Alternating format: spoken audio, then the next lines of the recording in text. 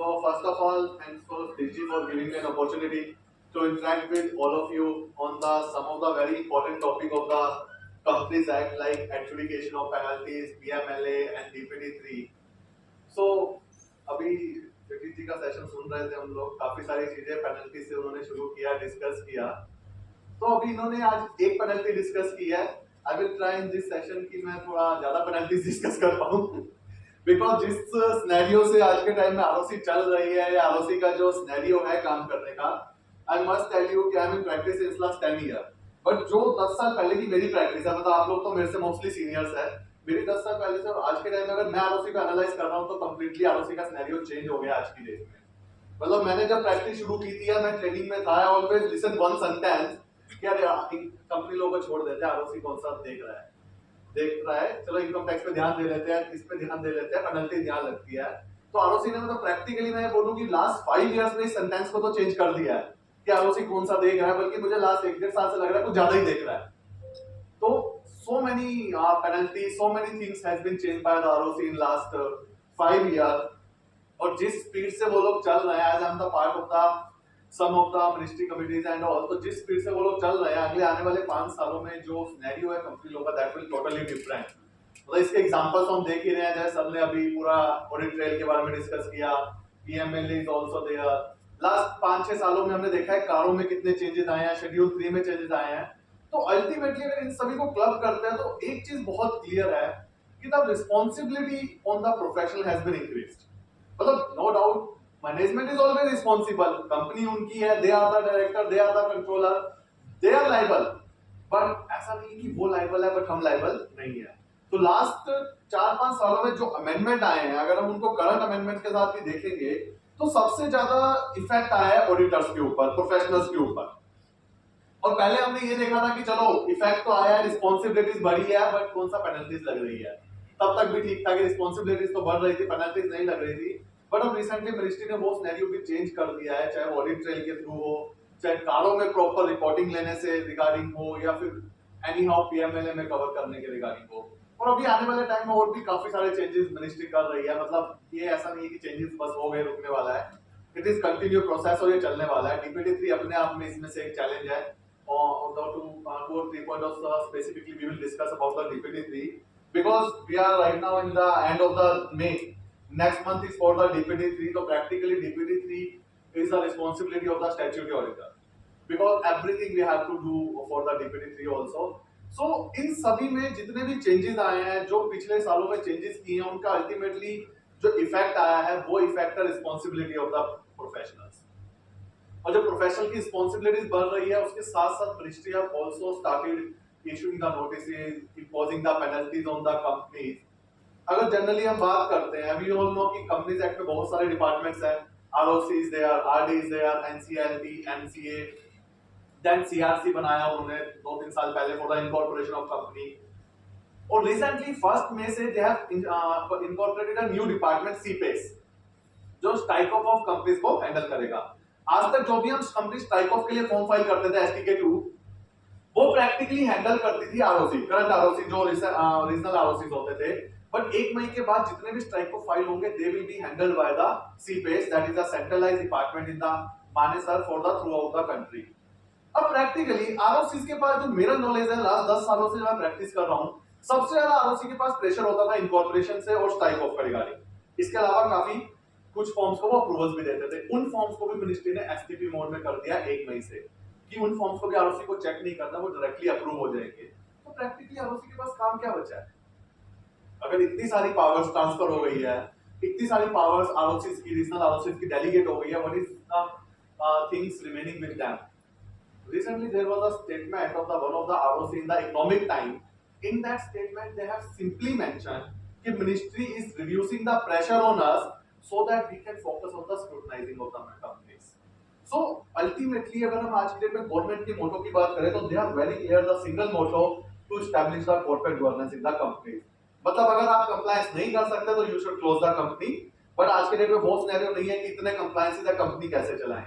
They are very clear, if you can do the compliances, continue with the company, otherwise just close the company.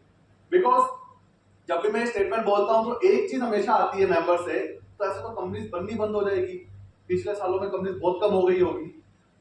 Anyone can give me idea कि एक महीने में India में कितनी companies बनती होगी?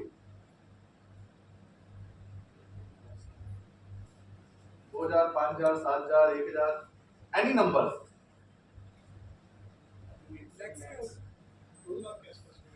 Per month India में companies जो, अगर हम 2018 से लेके आज तक का डाटा डिस्कस करें, जो कोविड भी बोलते हैं कि जिसमें कुछ भी नहीं हुआ, एवरी डे इंडिया में 1000 कंपनीज बन रही है on an average.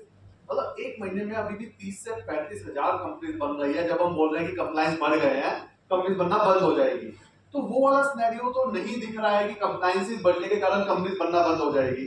Because company form में देखो कंप्लायंसेस है तो अदर साइड बहुत सारे बेनिफिट भी है। टैक्स रेट कम है कंपनी में, कंपनी को फॉरेन फंडिंग मिलती है और किसी भी एंटिटी को फॉरेन फंडिंग नहीं मिलती है। कंपनीज को स्टार्टअप रिकॉग्नाइजेशंस मिलती है, बहुत सारे बेनिफिट मिलते हैं और किसी को नहीं मिलते हैं। तो there are the so many things कि काफी सारे टेंडर्स ऐसे होते हैं जिसमें स्पेसिफिकली कंपनी अप्लाई कर सकती है, एलएलपी और पार्टनरशिप फॉर्म्स को अलाउ नहीं करते हैं। तो there are so many things जिसके कारण ये सिनेरियो तो नहीं है कि कंपनीज बनना बंद हो जाएगी या कम हो जाएगी। Even every day companies are getting increase. मतलब अगर मैं बोलूं एक दिन में 1000 कंपनीज बढ़ रही है, तो we can analyse the number of companies किस स्पीड से बढ़ रही है इंडिया में। So ultimately, these days ROCs are very much focused on the scrutinization. Sorry sir? Strike off का जाता है वो 2000 से 3000 पर मंथ।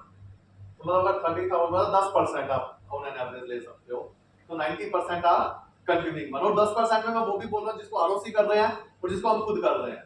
तो बंद इतनी हो रही है क्योंकि बाकी किसी ने जो खोली है 10% ही ऐसे होंगे जिनको बिल्कुल कुछ नहीं करना। अदरवाइज चाहे छोटा बिजनेस हो, नील बैलेंस शीट हो, लाख रुपए का टर्नओवर है, 100 करोड़ की हो, they are working on it. So this is the thing कि we have to focus on the compliance। जो आज का मेरा टॉपिक है उसको अल्टीमेटली मैं चाहे PMLA हो चाहे DPT3 हो उसको एडजुडिकेशन से रिलेट करने वाला हूँ। बिकॉज मेरा जो आज यहाँ मोटो है ना डिस्कस करने का, मेरा बिल्कुल भी मोटो नहीं है कि कंपनी को क्या करना चाहिए क्या नहीं करना चाहिए। आई एम टुडे हियर कि प्रोफेशनल्स को कैसे काम करना चाहिए और किन चीजों का ध्यान रखना चाहिए। बिकॉज जब भी हम किसी कंपनी के लिए काम करते हैं, no doubt we have to save the company, पर कंपनी को सेव करने से पहले मेरा पर्सनल व्यू है कि first we have to save our skin. अगर हम अपने आप को ही सेव नहीं कर पाएंगे पेनल्टी से, अपने आप को अगर नॉन कंप्लायंस से सेव नहीं कर पाएंगे, तो we can not save from companies from all such things. अभी इसमें मैं एक रिसेंट एक छोटा सा पॉइंट डिस्कस करता हूं। हम लोग सब लोग कंपनीज की फाइलिंग करते हैं किसी ना किसी लेवल पे, चाहे वो एनुअल फाइलिंग्स कर रहे हो या कोई और कंप्लायंसेस करवा रहे हो। Every company have to use a letter head as per the provision of the companies act. Letter head पे क्या क्या इंफॉर्मेशन होनी चाहिए? Name, sim number, address, name, sim number, address, email ID, mobile number, website अगर company की है, address और website अगर कंपनी की है। अब प्रैक्टिकली अभी हमने 40-50 प्रोफेशनल्स बैठे हैं, क्या प्रॉपर सभी कंपनी के लेटर मेंटेन होते हैं? लास्ट मंथ में, लास्ट अगर 3 से 4 मंथ की बात करें, अप्रोक्सीमेटली 200 से 250 कंपनीज के ऊपर पेनल्टी लगी है क्योंकि उनके लेटर हेड पे प्रॉपर इंफॉर्मेशन मेंशन है। मतलब जनरली मैं अपने सेमिनार में बोलता हूं ये लाइन कि लेटर हेड का नॉन कंप्लायंस एक ऐसा नॉन कंप्लायंस है जिसे हम नॉन कंप्लायंस ही नहीं मानते। मतलब आज हम एक डॉक्यूमेंट बनाएंगे, डॉक्यूमेंट को हो सकता है हम 10 बार रीड कर लेंगे, वेटिंग कर देंगे, बट लेटर हेड रह जाता है। और मिस्टेक्स किस टाइप के होते हैं लेटर हेड पे? कंपनी ने रजिस्टर्ड ऑफिस चेंज किया, लेटर हेड पे हुआ ही नहीं। इसका सैंपल नोटिस आप शेयर कर सकते हैं? सर सैंपल नोटिस प्रैक्टिकली मैं नहीं लाया, बट अच्छी इंफॉर्मेशन मैंडेटरी है। सतीश जी को शेयर कर दें। बिल्कुल हाँ, वो मैं कर दूंगा बिल्कुल कि क्या होनी चाहिए जो मैंडेटरी है।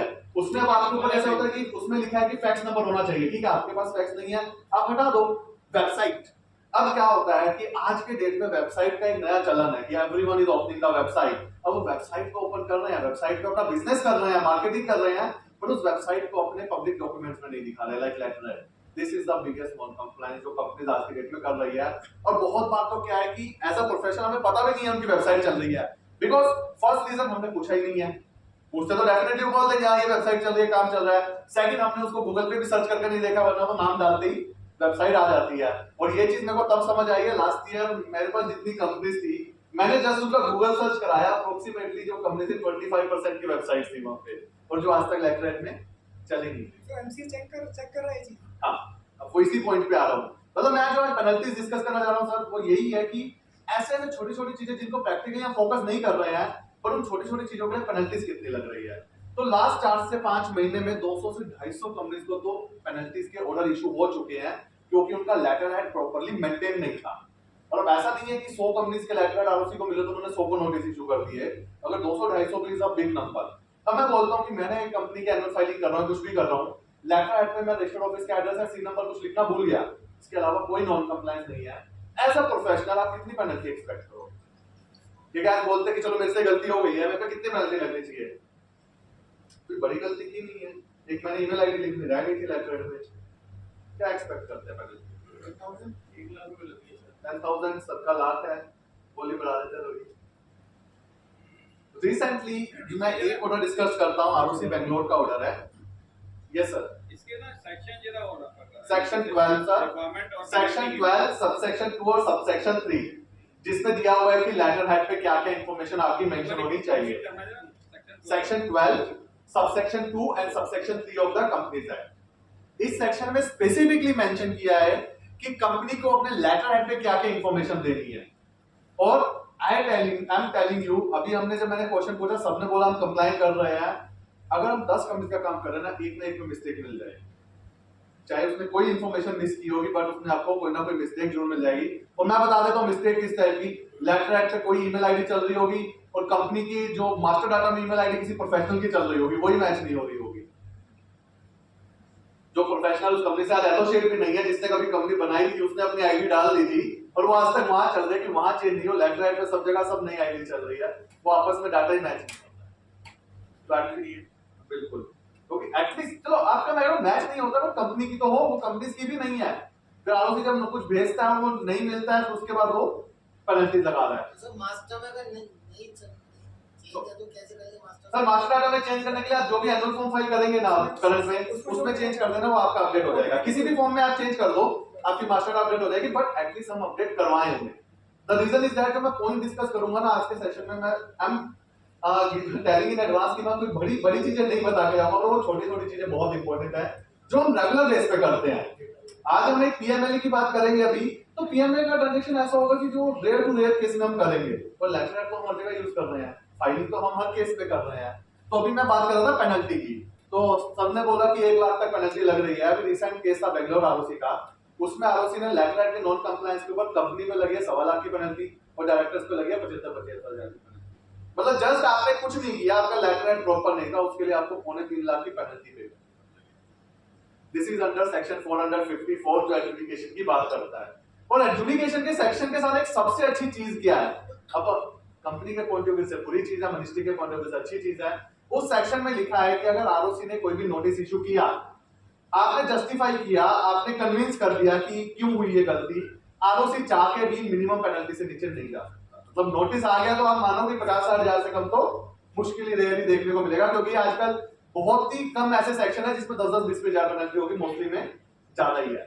तो आरओसी के पास में मिनिस्ट्री ने पावर नहीं दी कि आप रिड्यूस कर सकते हो, कि एक बार नोटिस चला गया तो आपके ऊपर मिनिमम पेनल्टी तो लगेगी। अब मानो गलत नोटिस भी चला गया, नहीं, नोटिस तो गलत जाएगा ही नहीं सर, और गया तो उसमें तो चलो आरओसी का केस ही अलग है, बट ऐसा तो अभी तक नहीं हुआ कि मिस्टेक नहीं थी फिर भी नोटिस चला गया हो। वो उस केस में तो फिर नहीं लगेगी। बट अगर आपने मान लो जैसे मैंने बोला मेल आईडी नहीं लिखी, तो बिग मिस्टेक, बट चला गया, आपने कन्विंस कर लिया कि यार देखो और सभी डॉक्यूमेंट पे लिखी हुई है, ये डॉक्यूमेंट कोई पुराना लेटर यूज हो गया, सिर्फ एक पे गलती है, तो प्रैक्टिकली आप यूज तो सही कर रहे थे, बट वो एक पे गलती थी, बट आरओसी मिनिमम से नीचे आप पे नहीं जा पाएगा।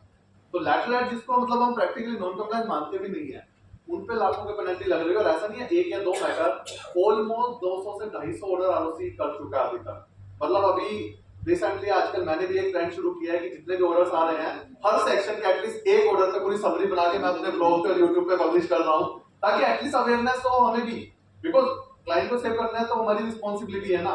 आज क्लाइंट पे पेनल्टी आती है, सबसे पहले बोलते हैं यार आप भी तो सारा काम कर रहे थे, आप भी तो आरओसी देख रहे थे, आप भी इनकम टैक्स देख रहे थे, तो हमें क्या पता कि लेटर हेड पे क्या होना चाहिए। So every case of the letter head we have to be very careful, जितने भी हम चाहे ऑडिट्स कर रहे हैं, जितने भी हम आरओसी कंप्लायंस कर रहे हैं, कि letter head compliance should be proper. और मैं सर आपको सैंपल लेटर हेड भी शेयर कर दूंगा, you can share in the group, तो at least everyone can use that. आज के टाइम तो वर्ड में तो बनाना होता है, जरूरी थोड़ी है कि आप प्रिंटिंग ही करवानी है, आप वर्ड में लेटर हेड बनाओ प्रॉपर, उसमें सारी इंफॉर्मेशन मेंशन करके यूज करो डॉक्यूमेंट्स पे, that is the best manner of using an letter head. अब एक दूसरा मैं इसी से रिलेटेड एक केस लेके आता हूं। डीपीटी 3 हम सभी को फाइल करना है। डीपीटी 3 की ड्यू डेट क्या है? 30 जून। 30 जून तक सभी को डीपीटी 3 फाइल करना है। मैं इसको इसलिए जोड़ रहा हूँ क्योंकि मुझे इससे एक एडजुडिकेशन का केस फ्लो ऐड ऑन करना है। अब डीपीटी 3 में आप फिगर्स देते हो लोन्स की और एडवांसेस की, इसके अलावा प्रैक्टिकली और कोई फिगर नहीं जाती। लास्ट ईयर तक नेटवर्क जाती थी, इस साल वो हटा दी है। तो हमें मेन दो फिगर जाती है डीपीटी 3 में कि आपके आउटस्टैंडिंग लोन्स कितने थे 31 मार्च को और आउटस्टैंडिंग एडवांसेस 31 मार्च को कितने थे। पहला क्वेश्चन, वो फिगर ऑडिटेड होनी चाहिए या अनऑडिटेड होनी चाहिए? सर इसी में एक लास्ट ऑडिटेड बैलेंस शीट मांग रहा है। अच्छा, right sir. But yes yes please.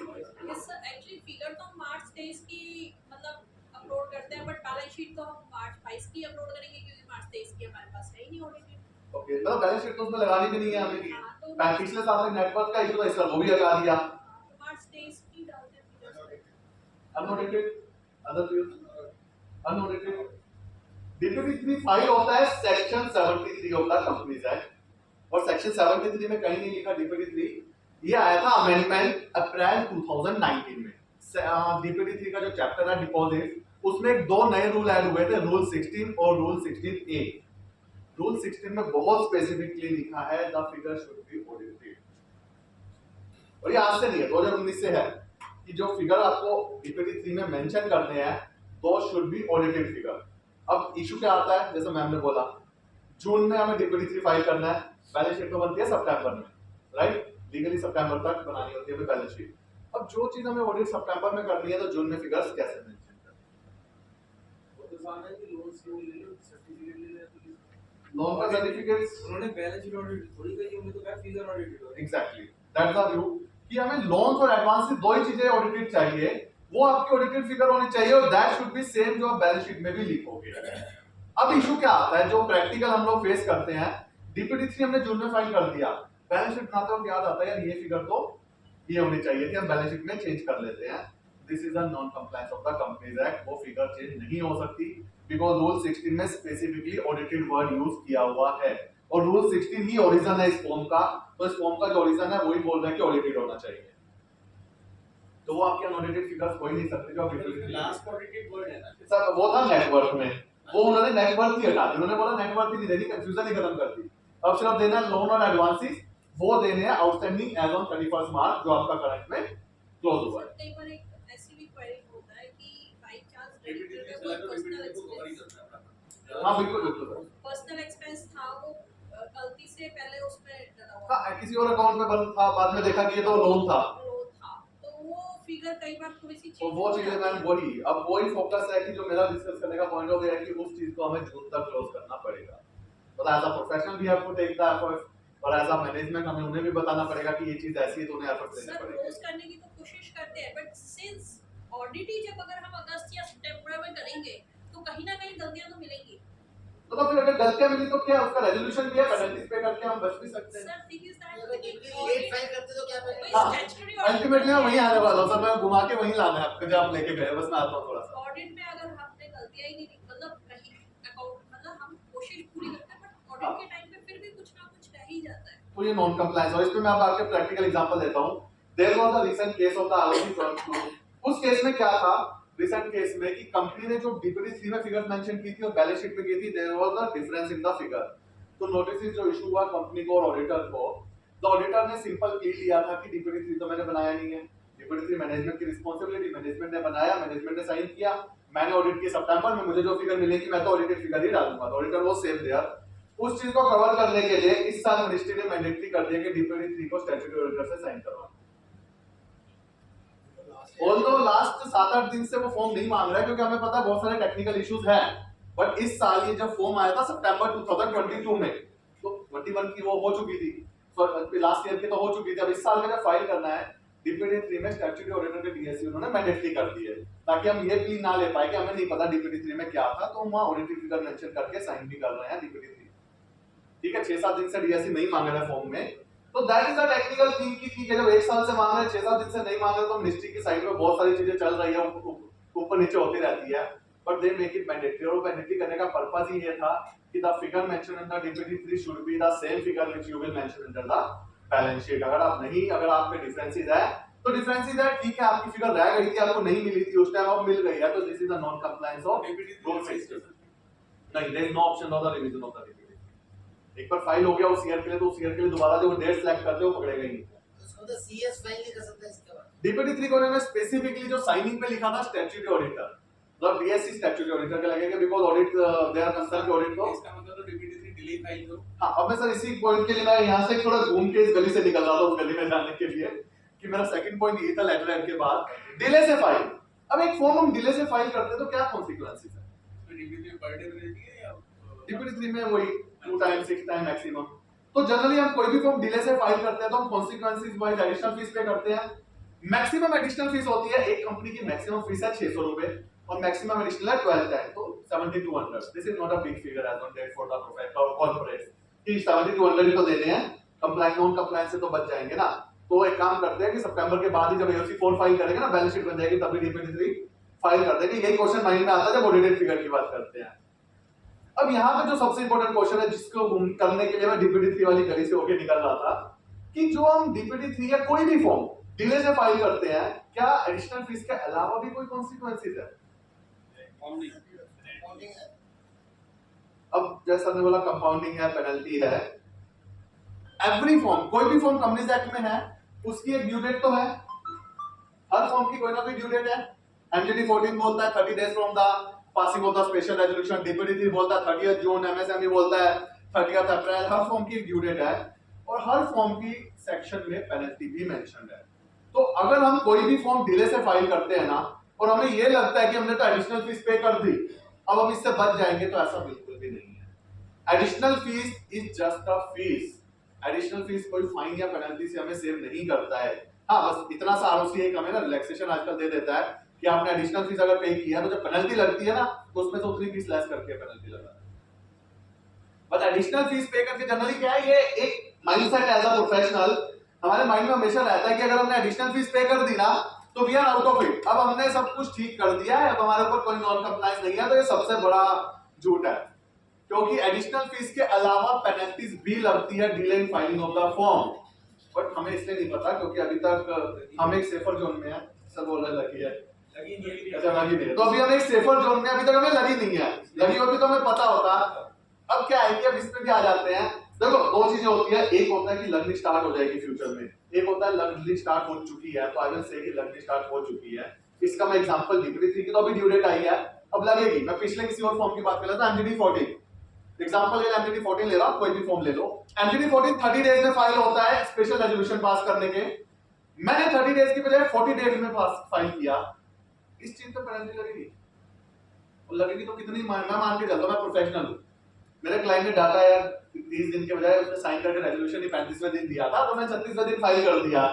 तो ठीक है, कोई नॉन कंप्लायंस नहीं किया, मैंने पूरा प्रोसीजर फॉलो किया उस रेजोल्यूशन को पास करने का। मैं प्रॉपर फॉर्म फाइल कर रहा हूं, मैंने प्रॉपर रेजोल्यूशन बनाया, प्रॉपर डॉक्यूमेंट बनाया, सब कुछ परफेक्ट है, बस मैंने डिले कर दिया 10 दिन का। कितनी पेनल्टी मान के चलेगी अगर लग जाती है? तो जो अभी तक लगी नहीं है हम पे 50,000 1 लाख तक। सर मैंने पिछले, ये एडजुडिकेशन प्रैक्टिकली स्टार्ट हुआ है 2020 से। हाँ, अब ये पीक पे चल रहा है, अब ये स्पीड पकड़ रहा है। 2020 से अभी तक अप्रोक्सीमेटली मैं 50 एडजुडिकेशन के मैं तो ऑलमोस्ट करवा चुका हूँ। एक मैटर में एडजुडिकेशन के कंपनी ने MJD 14 30 डेज की बजाय फाइल किया है 45th डे पे। कंपनी और डायरेक्टर में मिलकर ROC ने 3.5 लाख रुपए की पेनल्टी लगाई।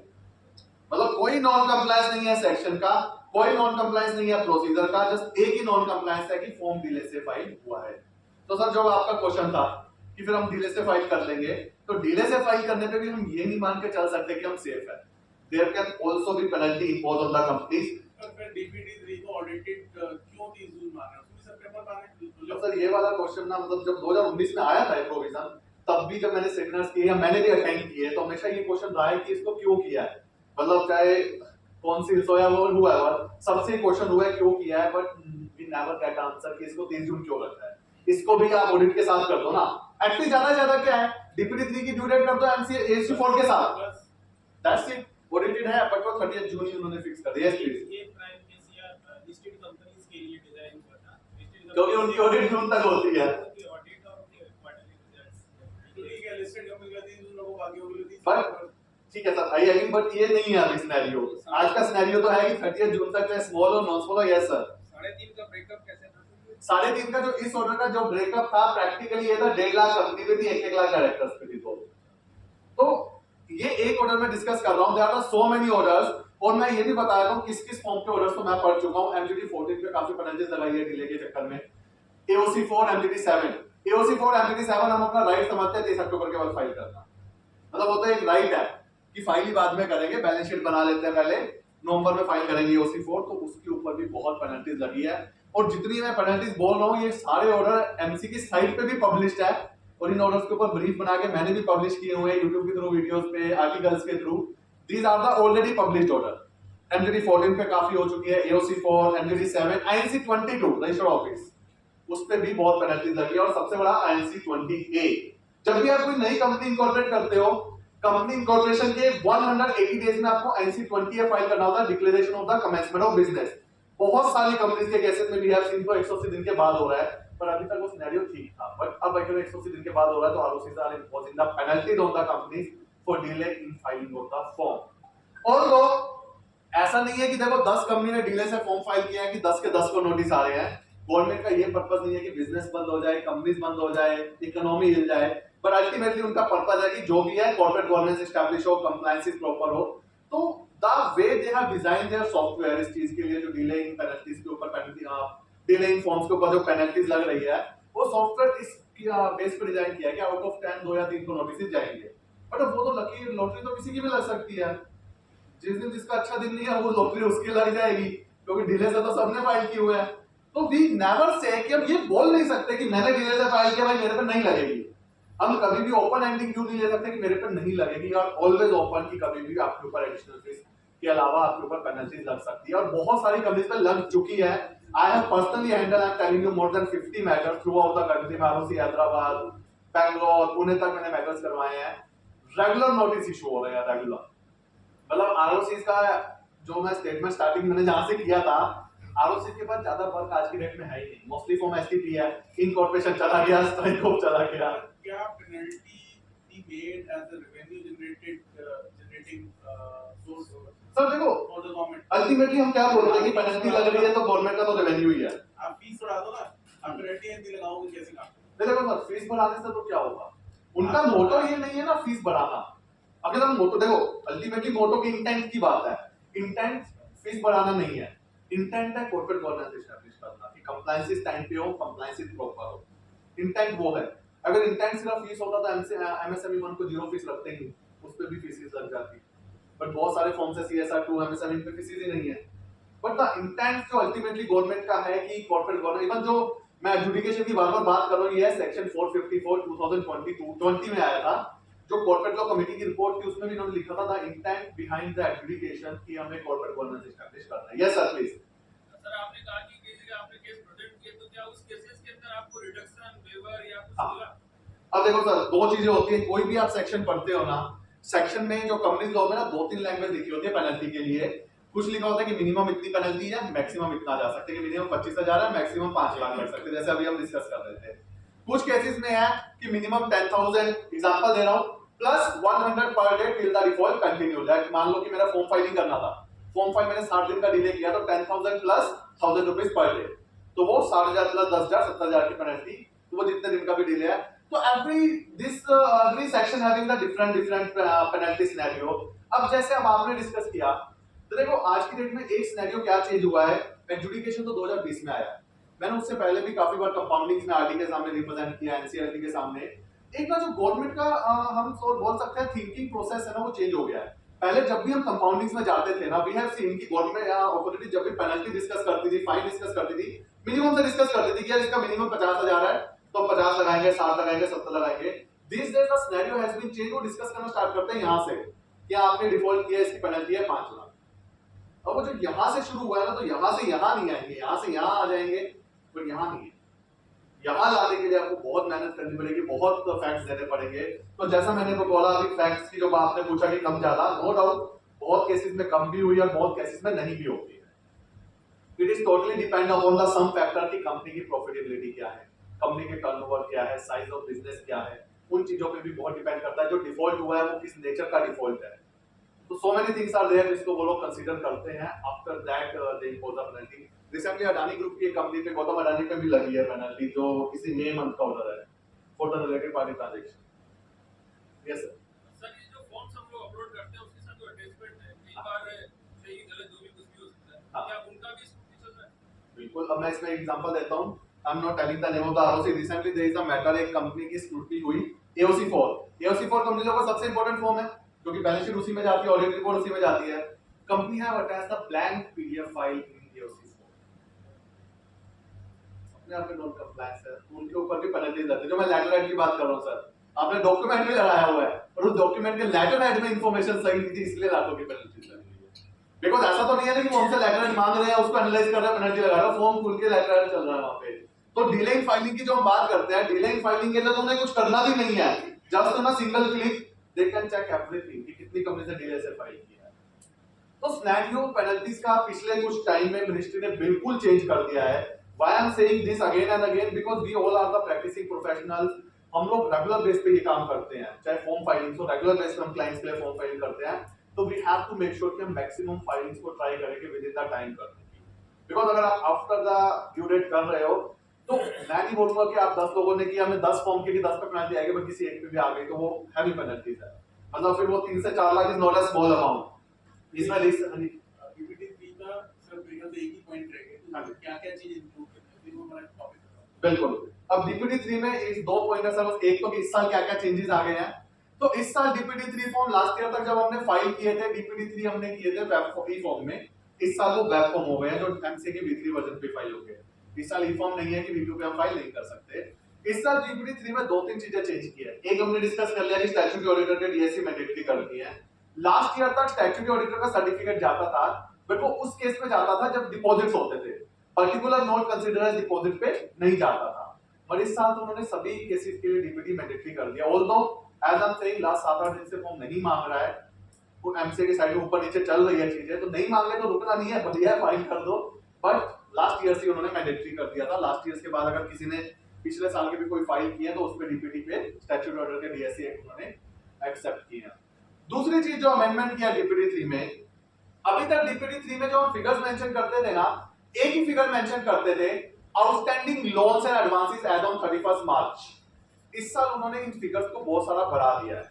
अभी तक तो हमें क्लाइंट से भी लेना होता था, खुद भी बनाना होता था, तो हम क्या करते थे, सिर्फ क्लोजिंग फिगर्स बनाते थे, काम हो जाता था. पर इस साल उन्होंने बोला पहले you have to mention the opening figures, कि आपका 1 अप्रैल का ओपनिंग क्या है. अब यहाँ पे आता सबसे बड़ा इशू. मेरा ओपनिंग पिछले DPT3 में कुछ और था और बैलेंस शीट में कुछ और था, तो मेरे को कौन सा ओपनिंग दिखाना है. अल्टीमेटली तो बैलेंस शीट क्रिएट करने का लेना तो देखो बैलेंस शीट का ही पड़ेगा. बट अब ये बैलेंस शीट का लेने से हम अपने आप में डिक्लेयर कर रहे हैं कि लास्ट ईयर मैंने फिगर्स DPT3 में गलत पाई. और वो करना डेफिनेटली बैलेंस शीट वाली फिगर्स ही हम DPT3 के ओपनिंग में मेंशन करेंगे. फिर इन्होंने सिर्फ ओपनिंग पे नहीं छोड़ा, इन्होंने बोला ड्यूरिंग द ईयर जितने एडिशंस हुए वो एडिशंस डालो, ड्यूरिंग द ईयर जितने डिलीशंस हुए वो डिलीशन डालो, then your closing figure will be there. ये अनसिक्योर्ड लोन, सिक्योर्ड लोन सारे दे रहे हैं. एवरी लोन, 1 रुपए का बैंक से, 1 रुपए का डायरेक्टर से, वो भी देना है. हो सकता है जैसे सर मैं एग्जांपल देता हूं आपके क्वेश्चन पे, ईयर के स्टार्टिंग में डायरेक्टर लोन 10 लाख था, साल के बीच में 50 लाख दिया, 40 लाख पे भी हो गया, वो भी आपको मेंशन करना ही पड़ेगा. ठीक है. तो सिक्योर अगर कोई बात मतलब सारे अनसिक्योर्ड और सारे सिक्योर्ड. बिल्कुल. इवन द एडवांसेस की फिगर्स भी दी, अगर आउटस्टैंडिंग एडवांस कितना है, advances of advances from customer. Because deposit का सेक्शन कहता है कि कस्टमर का, किसी भी कस्टमर का 365 दिन से ज्यादा का एडवांस आप रख ही नहीं सकते हो, दैट विल बी डिपॉजिट. तो उस केस के चक्कर में हमें डिपॉजिट में आउटस्टैंडिंग एडवांस में डालना है. आउटस्टैंडिंग एडवांस सारे दे रहे हैं या सिर्फ 365 डेज एंड नहीं, अबव वाले? 365 डेज के अबव है तो मैं तो बोलता हूं वो डिफॉल्ट है, वो तो होने ही चाहिए. अगर 365 डेज से ज्यादा है वो तो क्वालीफाई रिपोर्ट हो गई प्रैक्टिकली. तो 365 से डेज से पहले वाले भी जितने आउटस्टैंडिंग है सबकी फिगर्स हमें देनी पड़ेगी. अब अगर मान लो एडवांस फ्रॉम क्रेडिटर्स जो है एनी नंबर हो सकते हैं, 50 60 70 बिल्कुल हो सकते हैं, उनमें से 5 बियॉन्ड 180 पर 365 हाँ. है. अब उसको कैसे देते हाँ, हैं? अब देखो मान लो एग्जांपल 50 डेटर थे, 50 में जब 45 के तो विद इन 365 डेज हमने दे दिया, 5 थे 365 डेज से ज्यादा. अब जैसे ही 365 डेज ज्यादा वाला एक भी हो गया ना, वो डिपॉजिट हो गया, तो फॉर्म से फाइल करते हैं ना DPT3, ऊपर 3 बटन्स होते हैं, रिमोट बटन, कि आप किस लिए फाइल कर रहे हो, particular note consider as deposit के लिए फाइल कर रहे हो, या डिपॉजिट के लिए कर रहे हो, या deposit plus particular note consider as deposit. तो ऐसे केसेस में मैं बोलता हूँ कि मेरे पास 365 दिन से ज्यादा वाले भी थे और कम वाले भी, तो फिर मेरे को लास्ट ऑप्शन पे क्लिक करना पड़ेगा कि डिपॉजिट के लिए भी कर रहा हूँ, नॉन डिपॉजिट के लिए भी। तो जो डिपॉजिट के लिए कर रहा हूँ ना, जो उसके लिए नया कॉलम ओपन हो जाएगा, वहां पे हमें 365 डेज से ज्यादा वालों की डिटेल्स देनी पड़ेगी। बट अगर सर इसी पॉइंट से रिलेटेड, अगर प्राइवेट कंपनी के केस में अगर आप डिपॉजिट पे या डिपॉजिट प्लस नॉन डिपॉजिट वाले पे क्लिक भी कर देते हो ना, तो ये अपने आप में क्लियर है कि आपकी कंपनी ने नॉट कंप्लायंस किया है, क्योंकि प्राइवेट कंपनी डिपॉजिट ले ही नहीं सकती।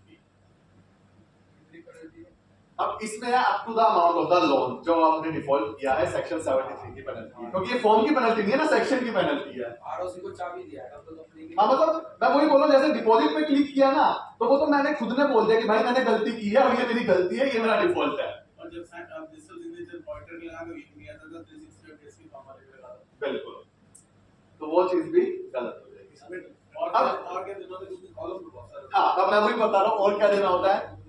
अभी ऐसे वाले कॉलम पे नहीं, ऐसे वाले पे चल रहे हैं, ओपनिंग फिगर आ गई, एडिशन, डिलीशन, क्लोजिंग। अब इसके बाद एक चीज और ऐड कर दी, एजिंग से ऐड कर दी, एजिंग। अब इसमें डाल दिया 3 एजिंग। 1 साल से पुराने वाले कितने हैं, 1 साल से 3 साल वाले कितने हैं, और 3 साल से पुराने वाले कितने हैं। तो मतलब आपको वहां भी मेंशन करना है, और वहां किया हुआ पिछले साल की बैलेंस शीट या किसी डीपीडी से नहीं मैच किया तो वो अपने आप अलग जाता है। तो मतलब अभी तक तो सिर्फ डीपीडी में क्लोजिंग फिगर जाता था। बैलेंस शीट में advance from debtors, advance from customers का तो कोई एजिंग जाती नहीं है। बैलेंस शीट लेकिन यहाँ देनी पड़ेगी अगर एडवांस सीट है तो। मतलब ये नहीं है ना कि ये नहीं बोल रहे कि हमने बैलेंस शीट से मैच किया, इन्होंने अपना फॉर्म बनाया है, ये हमें फिल करके फाइल करना है। आपने कहा एडिशन डिलीट दिया तो जैसे ये प्रेस वगैरह में दिखाते हैं। हाँ, तो वो फिर वो इंक्लूड हुआ एडिशन में आ जाएगा, तो जितना रीपे किया होगा, जितना पे कर दिया होगा, एडिशन में आ जाएगा। तो ये अब नए इसके अंदर इंफॉर्मेशन मेंशन कर दिया। तो आज तक डीपीडी3 फाइल करना मेरे अकॉर्डिंग तो इजी था कि सिर्फ क्लोजिंग डालना पड़ता था, बट इस साल काफी मेहनत करनी पड़ेगी डीपीडी3 का डाटा बनाने के लिए, ये सारी फिगर चाहिए होगी हमें। मतलब एक सारे लाइबिलिटीज फिगर वाइज है, हाँ। पार्टी वाइज नहीं, फिगर वाइज, पार्टी वाइज नहीं है। सबसे अच्छी चीज अभी तक ये कि 10 डायरेक्टर से भी लिया होगा और सिर्फ डायरेक्टर में जाएगा। पार्टी लाइबिलिटीज की बात करें तो लाइबिलिटीज में सिग्नेचर्स की कोई नहीं है। बस लोन और एडवांस, दो ही चीजें सर, एडवांस फ्रॉम कस्टमर और एनी लोन, चाहे सिक्योर्ड, अनसिक्योर्ड, चाहे डायरेक्टर का, चाहे बैंक का, चाहे दूसरी कंपनी का। लोन फ्रॉम कस्टमर हो एडवांस फ्रॉम कस्टमर। एडवांस मैं लोन फ्रॉम कस्टमर हो ही नहीं सकता, allowed Indian no advance from customer ही हो सकता है सर। हाँ, नील के केसेस में डीपीडी3 नहीं जाता, फॉर्म एक्सेप्ट नहीं करता अगर आपका सब कुछ वो कोई इशू नहीं है, क्योंकि अब मैं इसमें रीजन बता देता हूं, मैं रीजन के साथ आंसर देता हूं। जो रूल 16 है वो स्पेसिफिकली बोलता है अगर आउटस्टैंडिंग के केस में डीपीडी3 फाइल करना, अगर आउटस्टैंडिंग है ही नहीं तो डीपीडी3 नहीं फाइल। जो मर्जी रहो, आउटस्टैंडिंग होना मैंडेटरी है एज पर रूल। अब मैं लॉ से ही बात करूंगा सर, नॉन किसी से बात ही नहीं करूंगा, लॉ में आउटस्टैंडिंग की बात की स्पेसिफिक। तो सर ओपनिंग तो आ जाएगी ना पुरानी। हां जी, order fee payable, order fee payable तो नहीं सर, वो इसमें लोन क्रेडिट हो जाएगा। लोन नहीं है सर, अब बैलेंस शीट में लोन में नहीं दिखा। ऑडिटर फी पेबल तो सब कह रहे हैं लोन में दिखाने। अगर लोन सर ओपनिंग बैलेंस है में क्लोजिंग नहीं है, आउटस्टैंडिंग कुछ नहीं है, वो नहीं आएगा सर, वो जीरो लेगा ही नहीं, ले लेता बहुत अच्छी बात है, अभी तक नहीं एक्सेप्ट करता हूं। ओपनिंग होना खत्म ही हो गया बेसिकली। हाँ, अब डाल के देखो, मैं कभी मना नहीं करूंगा क्योंकि अभी कुछ भी चल रहा है, ले लेता ठीक है बट नहीं लेगा। Thank you. मैं कह रहा हूं अगर लोन वाली बात जैसे सर कह रहे थे वो कोड भी आ जाएगा। कोड़ा पर लोन में जाएगा ना, वो लोन हो ही नहीं सकता ना ऑडिटर से। नहीं है लोन लोन पे कन्वर्ट हो जाता है। एग्जैक्टली सर, वो चीजें नहीं आएगी। So depend, yes sir. अगर during period loan scale up कर दिया एंड में जीरो, हाँ, एंड में जीरो सर का वही क्वेश्चन था कि एंड में जीरो है तो प्रैक्टिकली जो आउटस्टैंडिंग की बात करता है फॉर्म जीरो के केस में हमें नहीं लेना। हो सकता है ओपनिंग होगा, एंड में आया भी होगा, चला भी होगा, लेकिन जीरो है तो नहीं। अब इसका मतलब ये हो गया जो सिक्योर्ड क्रेडिटर्स है, सिक्योर्ड लोन है, हाँ। वो तो है ही, उसका कुछ कर नहीं सकते हैं। और जो अनसिक्योर्ड है वो ठीक है, जो वो डिपॉजिट में नहीं आ रहा। हाँ, बिल्कुल। क्वेश्चन आ रहा है एडवांस फ्रॉम कस्टमर्स। हाँ। एडवांस फ्रॉम कस्टमर अगर है और किसी वजह से 365 डेज से ज्यादा वो नॉन कंप्लायंस है। उसे इसका चेक चेक करो, इशू रिकंसिलिएशन में हाँ जी। डालो। उसका चेक इशू करो रिकंसिलिएशन हाँ, करो। वो तो सर क्या मैं तो सर जनरली 364 मतलब जब ईयर खत्म होने से पहले रीपे करके एक दिन में वापस भी ले लेता हूं कि चलो एक दिन का ट्रांजैक्शन कर लेते हैं मैक्सिमम, जहां पॉसिबल है कि फिर अगले 300 दिन बाद देखेंगे क्या करना है। ऐसे ही करना चाहिए। कि मतलब मैं बोल रहा हूं कि जहां रीपे पॉसिबल है कि रीपे करके सेम डे वापस भी ले लो, वो कोई इशू नहीं है, लोग मना नहीं कर रहा ना, हाँ। लोग फॉलो कर रहे हैं हम तो ठीक है, तो वो भी चलता है। लेकिन वो भी क्या होता है कि कुछ 100 में से 90 में पॉसिबल होता है, 10 में रीपे करके लेना भी पॉसिबल नहीं होता। लेकिन अगर रास्ता जेन्युइन है तो उसको वापस कर दो। हाँ बिल्कुल और बिल्कुल। आज की डेट में वापस करो तो 31 मार्च का चेक दो। हाँ, अभी तो नया 60 दिन का टाइम होता तो बहुत महीने बहुत घूमते हैं सर ये वाली। Yes, sir, please. किसी का ट्रंकी प्रोजेक्ट है और उसके लिए उसने सपोज करो 10 लाख रुपए एडवांस हाँ, अब मैं आ जाता हूँ एडवांसेस में कुछ एग्जाम्पशंस दिए हैं कैपिटल गुड्स के अगेंस्ट रियल एस्टेट में। जैसे आप अब आपको फ्लैट के लिए दे रहे हो, फ्लैट बनने में 3-4 साल का टाइम लगेगा, तो उसमें अलाउड है, कैपिटल गुड्स के अगेंस्ट अलाउड है, सिक्योरिटी डिपॉजिट अलाउड है, रेंट के अगेंस्ट एंड ऑल, वो अलाउड है जहां उन्हें पता है कि जरूरत है, बट बाकी कैसे?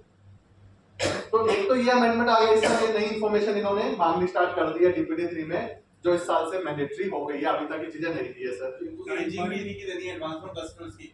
लोन्स की भी है सर, पुराने खड़े हैं, अगर तो 3 साल से पुराना भी है तो ठीक है, आपको वहां देना पड़ेगा ना कि ये 3 साल अच्छा से, लोन्स नहीं वो एजिंग सब में है जो भी ट्रांजैक्शन कर रहे हो। यस सर, पेनल्टी टाइम बारिंग कब हो जाती है आपकी?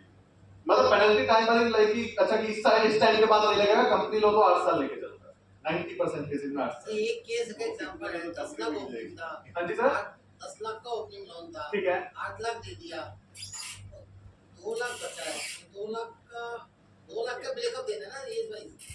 अब 2 लाख आप देखो, आप फॉर्म में क्या फिल करोगे, ओपनिंग 10 लाख था मेरा, मैंने डिक्लेयर वो रिपे कर दिया 8 लाख, क्लोजिंग अपने आप 2 लाख आ गया। एजिंग की अब एजिंग को देखना है कि आपको कि वो कब से चल रहा है वो लोन सर। 2 लाख क्वेश्चन नहीं कह रहे, एजिंग तो 2 लाख की देनी है। हाँ बिल्कुल सर, जितना वो आउटस्टैंडिंग है ना उतनी अमाउंट लिखने देगा, आपको लिखने भी नहीं देगा उससे ज्यादा। बैंक लिमिट है हाँ, जो OD ले रखी है, उसकी एजिंग कैसे दोगे? हाँ, उसकी एजिंग सर नहीं हो पॉसिबल। देखो उसमें क्या है, इसमें जो मुझे लगता है, बाकी सर मेरे से अकाउंट आप लोग ज्यादा अच्छा और बता पाओगे, मुझे लगता है कि अगर कोई सीसी ऑडी ली हुई है, हमने यूज किया नहीं किया, पहले तो यही क्वेश्चन है कि 31 मार्च को कितना पोर्शन हमने यूज किया होगा, यूज किया हुआ है। अब वो यूज कब किया होगा, लेस देन 1 ईयर में, मैक्सिमम लेस देन 1 ईयर, तो वो लेस देन 1 ईयर में प्रैक्टिकली फॉल करेगा। एजिंग सर आउटस्टैंडिंग अमाउंट की आएगी। हाँ, एजिंग आउटस्टैंडिंग अमाउंट की आएगी, एजिंग ओपनिंग और उनकी नहीं आएगी, क्योंकि एजिंग में वो फिगर मांगता है और वो फिगर आउटस्टैंडिंग से ज्यादा तो लेता ही नहीं है, तो एजिंग जो आपको देनी है वो आउटस्टैंडिंग अमाउंट की एजिंग देनी है, एजिंग उससे ज्यादा की आपकी एक्सेप्ट ही नहीं करता है। तो एक तो ये हो गया। अब दूसरा सर ने बोला था कि इसमें और भी बहुत सारी इंफॉर्मेशन होती है। देखो एक मैं सब 5 मिनट लेना चाहूंगा, डीपीडी 3 के एक फंडा डिस्कस करना है। हम जब भी कोई लोन लेते हैं एज अ प्रोफेशनल, कंपनी को कंसल्टेंसी देते हैं, गाइडेंस देते हैं, ये क्वेश्चन हमेशा सबसे बड़ा क्वेश्चन रहता है कि जो हम लोन ले रहे हैं वो अलाउड है या नहीं है। और ये ऐसा नहीं कि कोई नया प्रोविजन है, 2014 से चल रहा है, बट हमेशा आज भी डाउटफुल रहता है कि जो लोन ले रहे हैं वो अलाउड लोन है या नॉट अलाउड है। डायरेक्टर से लोन करते हो?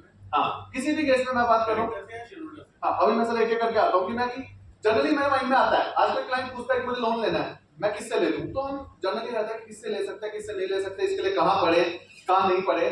तो मैं एक बेस्ट सॉल्यूशन सर इसका दे देता हूँ। जब भी डिपॉजिट्स या लोन्स देखने हो ना, चैप्टर 5 है कंपनीज एक्ट का, उसमें रूल्स में दी हुई है डिपॉजिट की डेफिनेशन।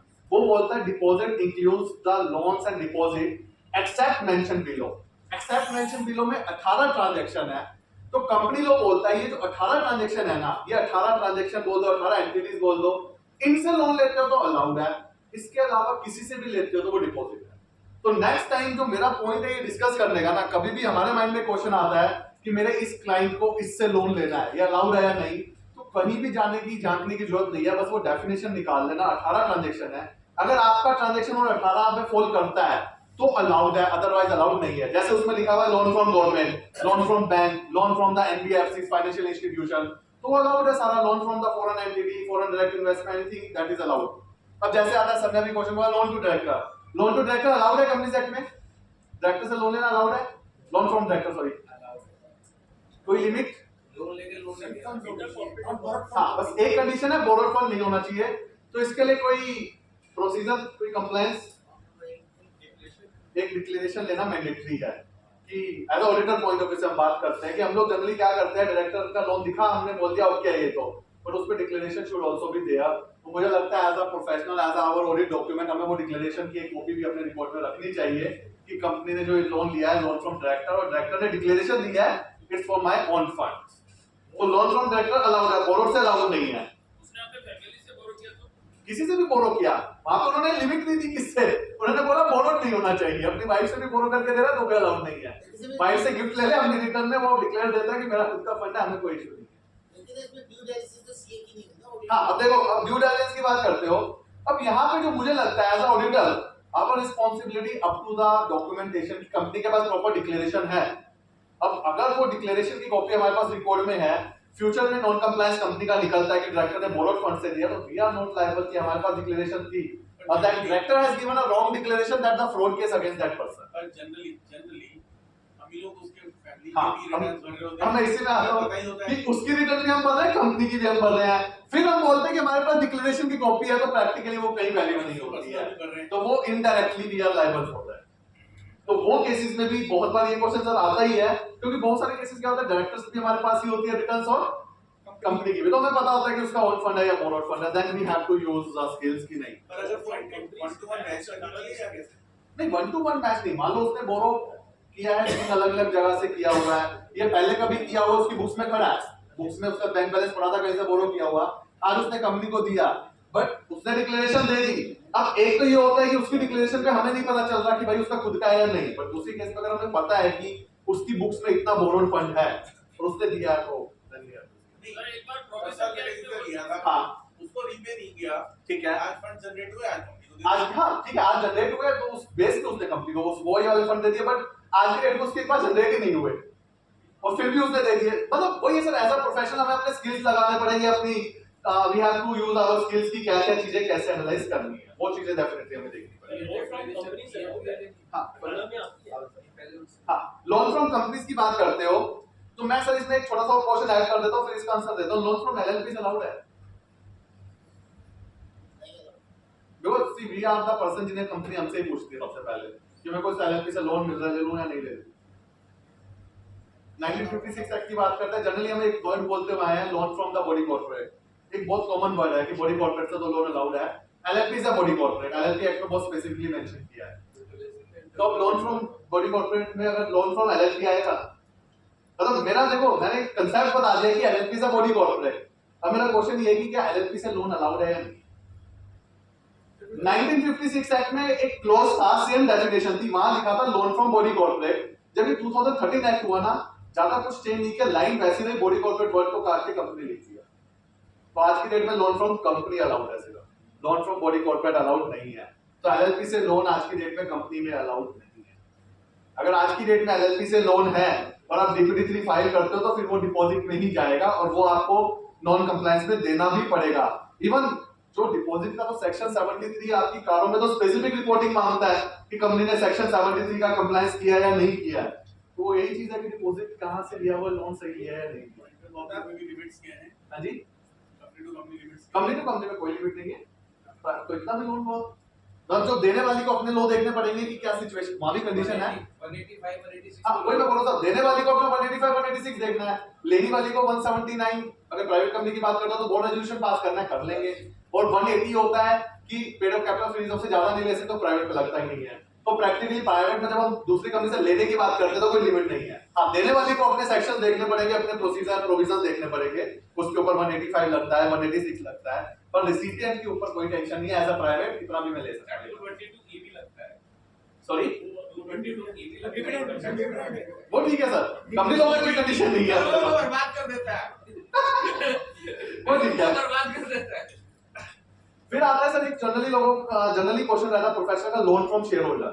अब प्राइवेट कंपनी क्या लोन फ्रॉम शेयर होल्डर ले सकती है? रिस्ट्रिक्शन है, कितनी लिमिट है sir? Capital product reserves, sorry, capital product reserves, capital reserves.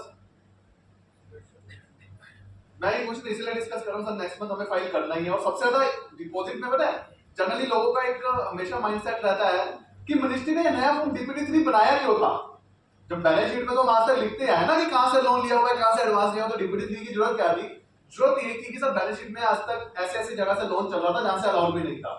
तो दैट्स व्हाई 2019 में स्पेसिफिकली डीपीडी3 लेके आए। तो डीपीडी3 लेने के बाद आधी से ज्यादा कंपनीज को तो समझ आ गया, प्रोफेशनल को भी, कि कहां से लोन ले सकते हैं, कहां से नहीं। अब लोन फ्रॉम जब शेयर होल्डर की बात करते हैं ना, प्राइवेट कंपनी की बात करते हैं, 2013 में जब एक्ट आया था ना, उस टाइम अलाउड नहीं था।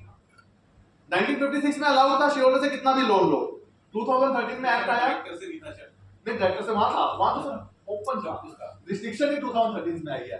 तो यहाँ 2013 में आया कि आप शेयर होल्डर से लोन नहीं ले सकते। तो बहुत सारी रिप्रेजेंटेशंस फाइल हुई इंडस्ट्रीज की, इंस्टीट्यूट्स की। तो मिनिस्ट्री एक अमेंडमेंट लेके आई 2015 में, 5 जून 2015। उस अमेंडमेंट में मिनिस्ट्री ने लिखा company can take, private company can take loan from the shareholder up to 100% of the paid up share capital and free reserve. And security थी 100%। बट आज की डेट में बात करें तो कैपिटल तो आप 100 रुपए से भी कंपनी बना सकते हो, कोई लिमिट ही नहीं है। और जिन छोटी कंपनीज की हम बात करना चाह रहे हैं उनमें रिजर्व भी नहीं होते हैं, तो फिर बहुत रिप्रेजेंटेशन फाइल हुई है, ये एग्जाम्पशन आने के बाद भी कोई इफेक्ट नहीं हुआ है। तो फिर उन्होंने 13 जून 2017 में एक और अमेंडमेंट लेके आए, एक और एग्जाम्पशन लेके आए। उसमें लिखा अगर प्राइवेट कंपनी 3 कंडीशन फॉलो करती है, तो मैं अभी डिस्कस कर रहा हूं, तो वो शेयर होल्डर से कितना भी लोन ले सकती है, बट तीनों कंडीशन फुलफिल करनी है। पहली कंडीशन कि जो कंपनी लोन ले रही है वो किसी दूसरी कंपनी की सब्सिडरी या एसोसिएट नहीं होनी चाहिए। दूसरी कंडीशन कि इस कंपनी का ऑलरेडी बैंक से, फाइनेंशियल इंस्टीट्यूशन से और बॉडी कॉर्पोरेट से जो लोन है वो twice of paid up capital या 50 करोड़, दोनों में से whichever is less लोअर, उससे ज्यादा नहीं होना चाहिए। तो जनरली वो twice of paid up capital mostly fall करता है, उससे ज्यादा नहीं होना चाहिए। अब मान लो कि मैं बोलता हूं मेरा कैपिटल तो है 10 लाख रुपए, मेरा बैंक लोन चल रहा है 50 लाख, तो फिर मैं लिमिट में फॉल नहीं करूंगा, क्योंकि वो twice of paid up capital से ज्यादा है। और यहाँ पे बहुत ले नहीं सकते इसका मतलब, फिर नहीं ले सकते। तो यहाँ पे लेकिन मिनिस्ट्री ने तब प्यार से खेला है ना, यहाँ पे twice of paid up capital लिखा है, यहाँ रिजर्व्स इंक्लूड नहीं है, सिर्फ twice of paid up share capital. अगर आपका बैंक से, फाइनेंशियल इंस्टीट्यूशन से और बॉडी कॉर्पोरेट से जो लोन है twice of paid up share capital से कम है, तब तो आप शेयर होल्डर से अनलिमिटेड लोन ले सकते हो। बट ज्यादा है तो फिर 100% तक तो अलाउड है, बस उससे ज्यादा अलाउड नहीं है। तीसरी कंडीशन कि कंपनी ने किसी लोन के रीपेमेंट में डिफॉल्ट नहीं किया, जो हम मानते नहीं है कभी किया, लिखते नहीं। तो ये तीनों कंडीशन फुलफिल करने के बाद आप शेयर होल्डर से कितना भी लोन ले सकते हो। अदरवाइज एसोसिएट्स क्या रहा है इसमें? शेयर होल्डर एसोसिएट कंपनी की डेफिनेशन बोलती है कि जिस कंपनी ने मेरी 20% से ज्यादा शेयर होल्डिंग इसने एक्वायर की हुई हो, सिर्फ कंपनी। अगर किसी कंपनी ने मेरे 20% से ज्यादा शेयर लिए हुए हैं तो मैं उसकी एसोसिएट बन गई हूं। अगर 19% तक है तो कोई इशू नहीं। शेयर होल्डर के ओन फंड होने चाहिए या शेयर होल्डर कोई भी फंड ले सकता है। Yes sir. हाँ, अब मैं नेक्स्ट इसी पे आ रहा था। अभी मैंने एक थोड़ा सा पॉइंट बोला था, मैं डिफर कर देता हूँ उस पॉइंट से। अभी मैंने बोला था प्राइवेट कंपनी जब भी डीपीटी फाइल करती है ना, हमेशा पर्टिकुलर नोट कंसीडर डिपॉजिट पे ही क्लिक करना है, उसके अलावा कहीं क्लिक किया तो अपने आप में ये क्लैरिफिकेशन है कि मैंने डिफॉल्ट किया है।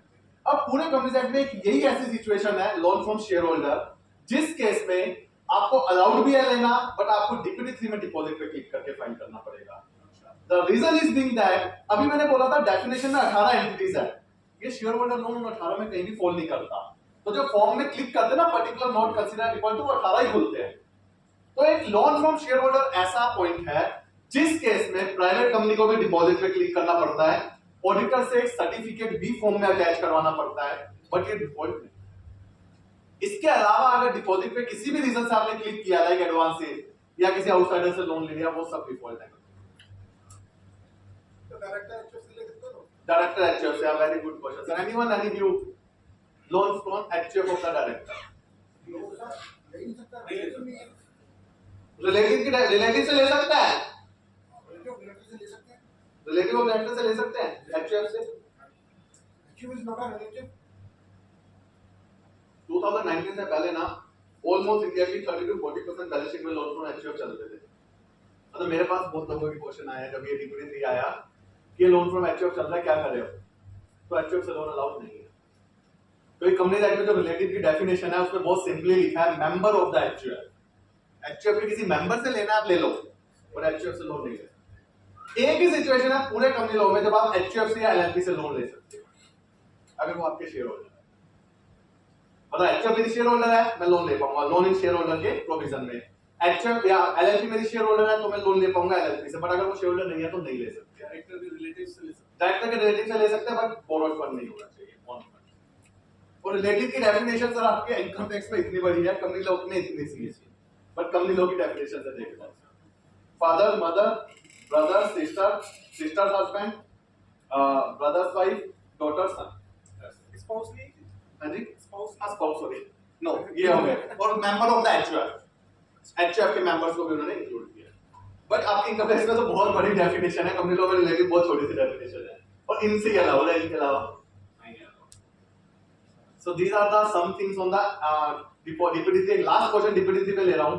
अब बहुत बार ये क्वेश्चन आता है कि एक पर्सन है प्राइवेट कंपनी में, दो ही पर्सन डायरेक्टर होता है जनरली, और वही दोनों शेयर होल्डर होते हैं। अब उससे लोन लेना है, अब उससे लोन लेना है, वो लोन फ्रॉम डायरेक्टर होगा या लोन फ्रॉम शेयर होल्डर होगा? अब वो बोरोड फंड है, मैं देना चाहता हूं, तो फिर शेयर होल्डर प्राइस वैसा है हाँ, अब मैं वो इसी बात कहूँगा क्योंकि सर ये वाला टॉपिक बहुत बार आ जाता है कि मैं ही डायरेक्टर हूँ, मैं ही शेयर होल्डर हूँ, मैंने बैंक से बोरो किया हुआ, किसी से भी बोरो किया हुआ, तो मैं कंपनी को देना चाह रहा हूँ। तो देखो इसमें ना बहुत इंपॉर्टेंट जो फैक्टर है वो है प्रोसेस का, प्रोविजंस का। जब लोन फ्रॉम डायरेक्टर लेते हैं ना तो हमें सिर्फ एक बोर्ड रेजोल्यूशन पास करना पड़ता है और डिक्लेरेशन लेनी पड़ती है, हम लोन ले लेते हैं। जब लोन फ्रॉम शेयर होल्डर लेते हैं ना, बोर्ड मीटिंग होगी, फिर जनरल मीटिंग होगी, जनरल मीटिंग में ऑर्डिनरी रेजोल्यूशन पास होगा। अब depend upon us as a company कि हमने क्या प्रोसेस फॉलो किया है। अगर हम प्रॉपर शेयरहोल्डर लोन का प्रोसेस फॉलो करते हैं, लिमिट फॉलो करते हैं, मैं वही बोल रहा हूँ कि अगर हमें as a loan from shareholder दिखाना है तो अगर हमें वो वाला ही प्रोसेस फॉलो करना पड़ेगा। हम एक तरफ तो बोल रहे हैं कि हम दिखा रहे हैं लोन फ्रॉम शेयरहोल्डर, पर दूसरी तरफ बोल रहे हैं कि हमने कोई जनरल मीटिंग नहीं की, हमने तो वही वाला प्रोसेस फॉलो किया है जो डायरेक्टर से था, तो फिर आप इसको बुक्स में लोन फ्रॉम शेयरहोल्डर नहीं दिखा सकते। तो we have to be careful. अगर हमें दिखाना है कि लोन फ्रॉम शेयरहोल्डर, तो शेयरहोल्डर का प्रोसेस फॉलो करना।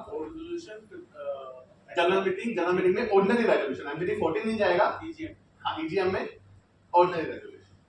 तो ये प्रोसेस शेयरहोल्डर के लिए हमें फॉलो करना पड़ेगा, चाहे 1 रुपए का भी अगर हम लोन लेते हैं। ये सर हाँ, अगर लोन फ्रॉम शेयरहोल्डर जब भी लेते हैं ना तो हमें बोर्ड मीटिंग करनी है जो सेक्शन 179 सबसेक्शन 3 के अंडर में होगी। उस बोर्ड मीटिंग के बाद हमें एक्स्ट्रा ऑर्डिनरी जनरल मीटिंग या एजीएम जो भी आपकी फॉल करेगी, हो सकता है कि अगर एजीएम फॉल कराते हैं बट एजीएम करनी पड़ेगी जिसमें आपको ऑर्डिनरी रेजोल्यूशन पास करना है। ऑर्डिनरी रेजोल्यूशन पास करना है, इसलिए कोई एमजीडी 14 फाइल नहीं करना है, बट बुक्स में होना तो चाहिए। और जब एमजीडी 7 फाइल होता है तो उसमें फिर वो एजीएम की डेट जानी भी तो चाहिए। अब जनरली क्या होता है, हम बोलते हैं चलो यार ब्रैकेट में दिखा देंगे, साल बाद याद आता है 2 साल बाद, बट वो जनरल मीटिंग दिखाओगे उसकी डेट तो नहीं गई ना एमजीडी 7 की, तो अपने आप में शो हो जाता है कि ये नॉट कंप्लायंस है। तो इट्स टोटली डिपेंड कि हम क्या प्रोसेस फॉलो करते हैं, डायरेक्टर वाला करते हैं या शेयर होल्डर वाला। डायरेक्टर वाला करते हैं तो डिक्लेरेशन भी होनी चाहिए, शेयर होल्डर वाला करता है तो डिक्लेरेशन भी नहीं चाहिए। मैंने कभी डीपीडी पे इतना डिटेल्ड कभी किसी ने नहीं बताया। क्वेश्चन मैंने बहुत पूछे मैं सब चीजों से रिक्वेस्ट कर रहा हूं कि इसका एक मे बी 1 पेज है। मेरे पास अब पूरा राइटअप थे, मैं अभी चलाई नहीं पीपीटी, मैंने कहा ऐसा टॉपिक है कि मैं ऐसे भी डिस्कस कर सकता हूं, मैं आपको शेयर कर दूंगा। उसमें प्रोसेस भी है, कहां से ले सकते हैं, एफएक्यूज भी है जो मैं डिस्कस कर रहा हूं, आप सबको शेयर कर दीजिएगा। वो मैं आपसे सेशन के बाद मैं थोड़ा शेयर कर दूंगा आपको। हां, मैंने राइटअप बनाए हुए हैं। आज मेरे को ये लगा कि टॉपिक ही इतना ना लाइवली टॉपिक है कि हम डिस्कस करके भी सबसे डिस्कस कर सकते हैं। तो किसी का डीपीडी 3 में कोई भी question, otherwise I will close this topic now, because यही मेन ट्रांजैक्शन है डीपीडी 3 के जिसमें सबको डाउट आते हैं। आप देखो ना 2014 में लो आया, सेम लो है आज की डेट में, 2019 से फॉर्म आया, सेम फॉर्म आज की डेट में, चौथा 5वां साल हम फाइल कर रहे हैं, बट स्टिल हमारे पास इतने डाउट्स है। तो अभी भी किसी का कोई डाउट है तो क्लियर कर लें, बिकॉज मैं इसलिए ज्यादा फोकस कर रहा हूं। बहुत सारे केसेस मैंने देखे हैं कि डीपीडी 3 में फिगर कुछ और जाती है, ऑडिट बैलेंस शीट में कुछ और जाती है।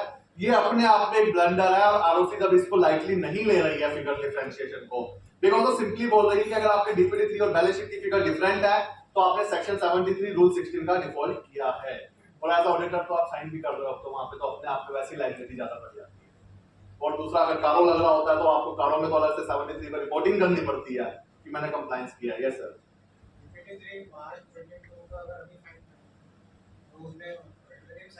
हाँ, फॉर्म तो आज की डेट में वही है ना। आप तो अभी बोल रहे हो, मैंने 1 सितंबर में मेरी एक कंपनी का रह गया था, ठीक है, नहीं आया डाटा, उन्होंने सितंबर में दिया था लास्ट ईयर, मुझे फॉर्म 1 सितंबर से चेंज हो गया था, तो मुझे तो लास्ट ईयर भी करने पे डीएससी लगाने पड़े थे ऑडिटर से, और वहां तो ऑडिटर भी बिग 4 था, मेरे को 2 महीने तो समझाने में लगे कि क्यों लगाने हैं आपको डीएससी, क्योंकि दिस वाज लॉ में कहीं थी नहीं रिक्वायरमेंट, सीधा फॉर्म में चेंज किया था मिनिस्ट्री ने। तो that's the very important thing. और जहां भी आपने लोन फ्रॉम शेयर होल्डर है, बस वहां एक पॉइंट और बोलूंगा, लोन फ्रॉम शेयर होल्डर के केस में आपको हमेशा डिपॉजिट वाले पॉइंट पे क्लिक करना ही पड़ेगा डीपीडी 3 में, और हमेशा लोन फ्रॉम शेयर होल्डर अगर है तो आपको ऑडिटर सर्टिफिकेट लगाना मैंडेटरी है। पूरा सर्टिफिकेट जाता है आपके डीपीडी 3 के अंदर अटैच होके। अगर आपने विदाउट सर्टिफिकेट के किया है फाइल तो वो भी रूल 16 का नॉन कंप्लायंस है, अगर आपका लोन फ्रॉम शेयर होल्डर चल रहा है तो, क्योंकि बहुत सारे केसेस में लोन फ्रॉम शेयर होल्डर में सर्टिफिकेट ऑडिटर से नहीं लगे होते, which is a mandatory compliance. Sector 5 के लिए भी ये प्रोसेस फॉलो करना है। हाँ जी sir, loan from share holder 1 रुपया लो या 1 करोड़ लो, प्रोसेस सेम रहेगा। तीनों कंडीशन करनी पड़ेगी अनलिमिटेड। हाँ, अनलिमिटेड जाने के बाद आपको ये देखना है कि देखो 100% तो अलाउड है, 100% तो मैं रिजर्व कैपिटल और सिक्योरिटी प्रीमियम कभी भी ले सकता हूँ, बट उसको क्रॉस करने के लिए मुझे तीनों कंडीशन फुलफिल करनी पड़ेगी, अदरवाइज मैं क्रॉस नहीं कर सकता। Yes, anyone else, any question? Yes sir, क्या चीज? अदर देन में क्या है कि देखो वैसे मैंडेटरी है, बट जो मैं बोल रहा हूँ ना पिछले 6-7 दिन से फॉर्म में गड़बड़ चल रही है, बिना डीएससी के भी मांग रहा है, तो वो डिजिटल सिग्नेचर की बात कर रहा है, उसके बिना मार्क चल रहा है, चला लेंगे हम काम, पर वो सर्टिफिकेट लगाना मैंडेटरी है, लॉ की कंडीशन में भी लिखा है, तो सर्टिफिकेट तो आपका होना ही चाहिए जिस केस में आपने डिपॉजिट पे क्लिक किया है। और मैं इसलिए बार बार शेयर होल्डर बोल रहा हूँ क्योंकि अगर प्राइवेट कंपनी में शेयर होल्डर के अलावा तो वो क्लिक होना ही नहीं चाहिए, वो क्लिक हो रहा है तो अपने आप में ही हमें डिक्लेरेशन दे रहे हैं कि हमने नॉन कंप्लायंस कर दिया है। यस सर, तो लोन लियो शेयर होल्डर भी है और डायरेक्टर का रिलेटिव भी है, वही सेम प्रोसेस कौन सा फॉलो करते हो? लोन फ्रॉम डायरेक्टर या डायरेक्टर रिलेटिव का सेम प्रोसेस है, वो वाला फॉलो करते हैं, और loan from share holder follow करते हैं। तो डायरेक्टर का प्रोसेस है, उसमें सिर्फ बोर्ड रेजोल्यूशन पास होता है, डिक्लेरेशन फाइल तो नहीं तो फाइल तो दोनों केस में नहीं होना, but ultimately we have to follow the process. उसमें ईजीएम का चक्कर है ना, उसमें ईजीएम का चक्कर और यही वही एक इशू हाँ। ईजीएम के अब रीजन क्या होता है सर, देखो मैं डिस्कस हमेशा जब भी सेशन लेता हूं ना, मैं प्रोफेशनल पॉइंट ऑफ व्यू से ज्यादा सेशन लेता हूं, तो एज अ प्रोफेशनल आज हम ऑडिट पे जाते हैं, हम चेक करते हैं, तो वी हैव टू चेक कि चलो डायरेक्टर से भी लिया हुआ है तो क्या कंपनी ने बोर्ड रेजोल्यूशन पास किया है, नहीं किया, जनरली नहीं करती है कंपनी, मैं आपको बता रहा हूं, तो वो भी अपने आप में नॉन कंप्लायंस है कि बोर्ड रेजोल्यूशन आपको फाइल थोड़ी करना है, पास तो कर लो, वो भी नहीं करते हैं लोग, तो डिक्लेरेशन तो नेक्स्ट आती है। यस सर, फॉरवर्ड फंड के केस में लेटर किसी फॉरवर्ड फंड का कंडीशन आता बिल्कुल, क्योंकि ये सेम प्रोविजन जो लिखा हुआ है ना लोन फ्रॉम डायरेक्टर जो 18 कंडीशन में, वही लिखा है लोन फ्रॉम डायरेक्टर और relative but should not be from the board. Yes sir, director से लेते हैं उसका ड्यूरेशन भी बोर्ड में उसमें बोर्ड ड्यूरेशन लिखा होना चाहिए, नहीं कोई मैंडेटरी नहीं है, as per the discussion, as per the mutual discussion लिख के रिपेबल ऑन डिमांड और रिपेबल ऑन द डिमांड, बिल्कुल ये चलता है, ये अलाउड है, लॉ में कोई रिस्ट्रिक्शन नहीं है। देने में हमें बहुत सारी कंडीशन होती है, लेने में हमें प्रैक्टिकली ऐसी वाली कंडीशन। अभी ये कंडीशन बात एक और नहीं नहीं करती, Yes, sir. उसको पास करनी पड़ेगी, सॉरी, जो डायरेक्टर से लोन हाँ देखो ये अच्छा क्वेश्चन है सर। अब ये होता है कि साल में मैंने 10 बार डायरेक्टर से लिया है, तो 10 बार मत पास करो, साल की शुरू की एक बोर्ड मीटिंग में एक लिमिट ले दो ना कि मैं डायरेक्टर से 1 करोड़ तक के लोन लेने के लिए कंपनी का रेजोल्यूशन पास करो। हाँ, डिक्लेरेशन जितनी बार लोन लिया हर बार लेनी पड़ेगी, मतलब अगर 10 बार भी मैंने लोन लिया, हर महीने में डायरेक्टर से लोन ले रहा हूँ एग्जांपल, हर बार मुझे डिक्लेरेशन जरूर लेनी है, रेजोल्यूशन तो आप एक ही पास कर सकते वो तो क्या करते हैं फ्रीक्वेंट लीडर से दिया जाए वापस हो। तो फिर वो करने पड़ेंगे, मतलब एज अ ऑडिटर भी मैं बोलूं तो we are also having the responsibility कि हमारे पास एटलीस्ट प्रूफ तो होना चाहिए ना, जबकि बनाना बड़ा टास्क नहीं है, बट वो बनाने के लिए गाइड करना ही हमें टास्क आता है। एक इशू आता है यस सर, जब खास तौर पे ये प्राइवेट सेक्टर्स कंपनी ने लोन लेना है या इवन डायरेक्टर्स का अपना पर्सनल कैपेसिटी में लोन लेना है, ठीक है, अब वो कहते ठीक है जी लोन देने के लिए वो कंपनी भी देखते हैं, अच्छा कंपनी की चल रही है, स्ट्रेंथ है, ये है सब देखेंगे, लोन देने के लिए तैयार होते हैं, पर वो कहते हैं नाम लोन तो हम इंडिविजुअल से दे देंगे पर कंपनी की गारंटी पर कंपनी की गारंटी से देंगे, एक क्वेश्चन, या कंपनी में दे देंगे, मतलब आपको कंपनी का गारंटर देंगे, आपको मतलब चाहिए लोन कंपनी में, हाँ। लेकिन वो कहेंगे हम आपको पर्सनल में देंगे, ठीक है। आप पर्सनल से ट्रांसफर कर लो, वहाँ एक मजबूरी है। अब देखो सर, पहला क्वेश्चन, मैं दूसरे क्वेश्चन पे आता हूं कि हम आपको पर्सनल में देते हैं, आप पर्सनल से ट्रांसफर करो, ये तो अलाउड ही नहीं है, पर बैंक ये वाले मानते नहीं, है? बैंक तो वाले फिर आप मानते नहीं ले सकते। देखो बैंक के कहने पे हम कंपनी नहीं चला सकते, हमें अपना लॉ फॉलो करना है, आपको वो रिपोर्ट में क्वालिफाई करनी पड़ेगी कि अगर कंपनी ने वो डायरेक्टर ने बोरो करके दिया है तो वो तो अलाउड ही नहीं है। हमने एप्लीकेशन लगाई कंपनी के नाम से, और बैंक कहीं ना कहीं सब कुछ मैनिपुलेट करते, वो अल्टीमेटली हाँ, अल्टीमेटली वो लोन कम डायरेक्टर को मिला ना, हाँ, है तो फिर वो कंपनी भी एज ए गारंटर है, वो ठीक है, वो सब चल सकता है, बट लोन तो फिर ऐसा हो गया ना कि वो लोन तो डायरेक्टर के लिए लिया गया, ठीक है, डायरेक्टर ने उसको किसी भी पर्पस से यूज किया, उसने कंपनी को दे दिया, पर ultimately purpose of the loan is for भले द इसमें एप्लीकेशन में लिखा हो जी हमें कंपनी के लिए लोन चाहिए, और वो कॉरस्पॉन्डेंस बीच में ईमेल होती रही, बैंक कहता नहीं हम आपको देंगे, कंपनी को ले देंगे, डायरेक्टर के अकाउंट में देंगे। और आप अब इसमें सर मेरा पहला क्वेश्चन एक आता है, जस्ट फिर मैं इस पर आंसर दे पाऊंगा। मान लो कि कोरस्पोंडेंस तो यही हुई, एग्रीमेंट ये हुआ कि कंपनी के लिए लोन है, और अल्टीमेटली बैंक ने लोन दिया डायरेक्टर के अकाउंट में, आप बैलेंस शीट में लोन दिखाओगे बैंक से या नहीं दिखाओगे, कंपनी की बैलेंस शीट? दोनों पॉसिबिलिटी है, एक हम सीधे कंपनी की बैलेंस शीट में दिखाएं, हाँ, उस ट्रांजैक्शन को कई रूप से लेंगे कंपनी के ब्याज में, ठीक है, पहला, जो कि रिमोटेस्ट हाँ, पॉसिबिलिटी ठीक है। जनरली तो क्या होगा, उसको लोन वहां से दिखाएंगे और वहां से आप अपने लिखोगे। देखो मैं दूसरा पहले दोनों सिचुएशन पे आता हूँ।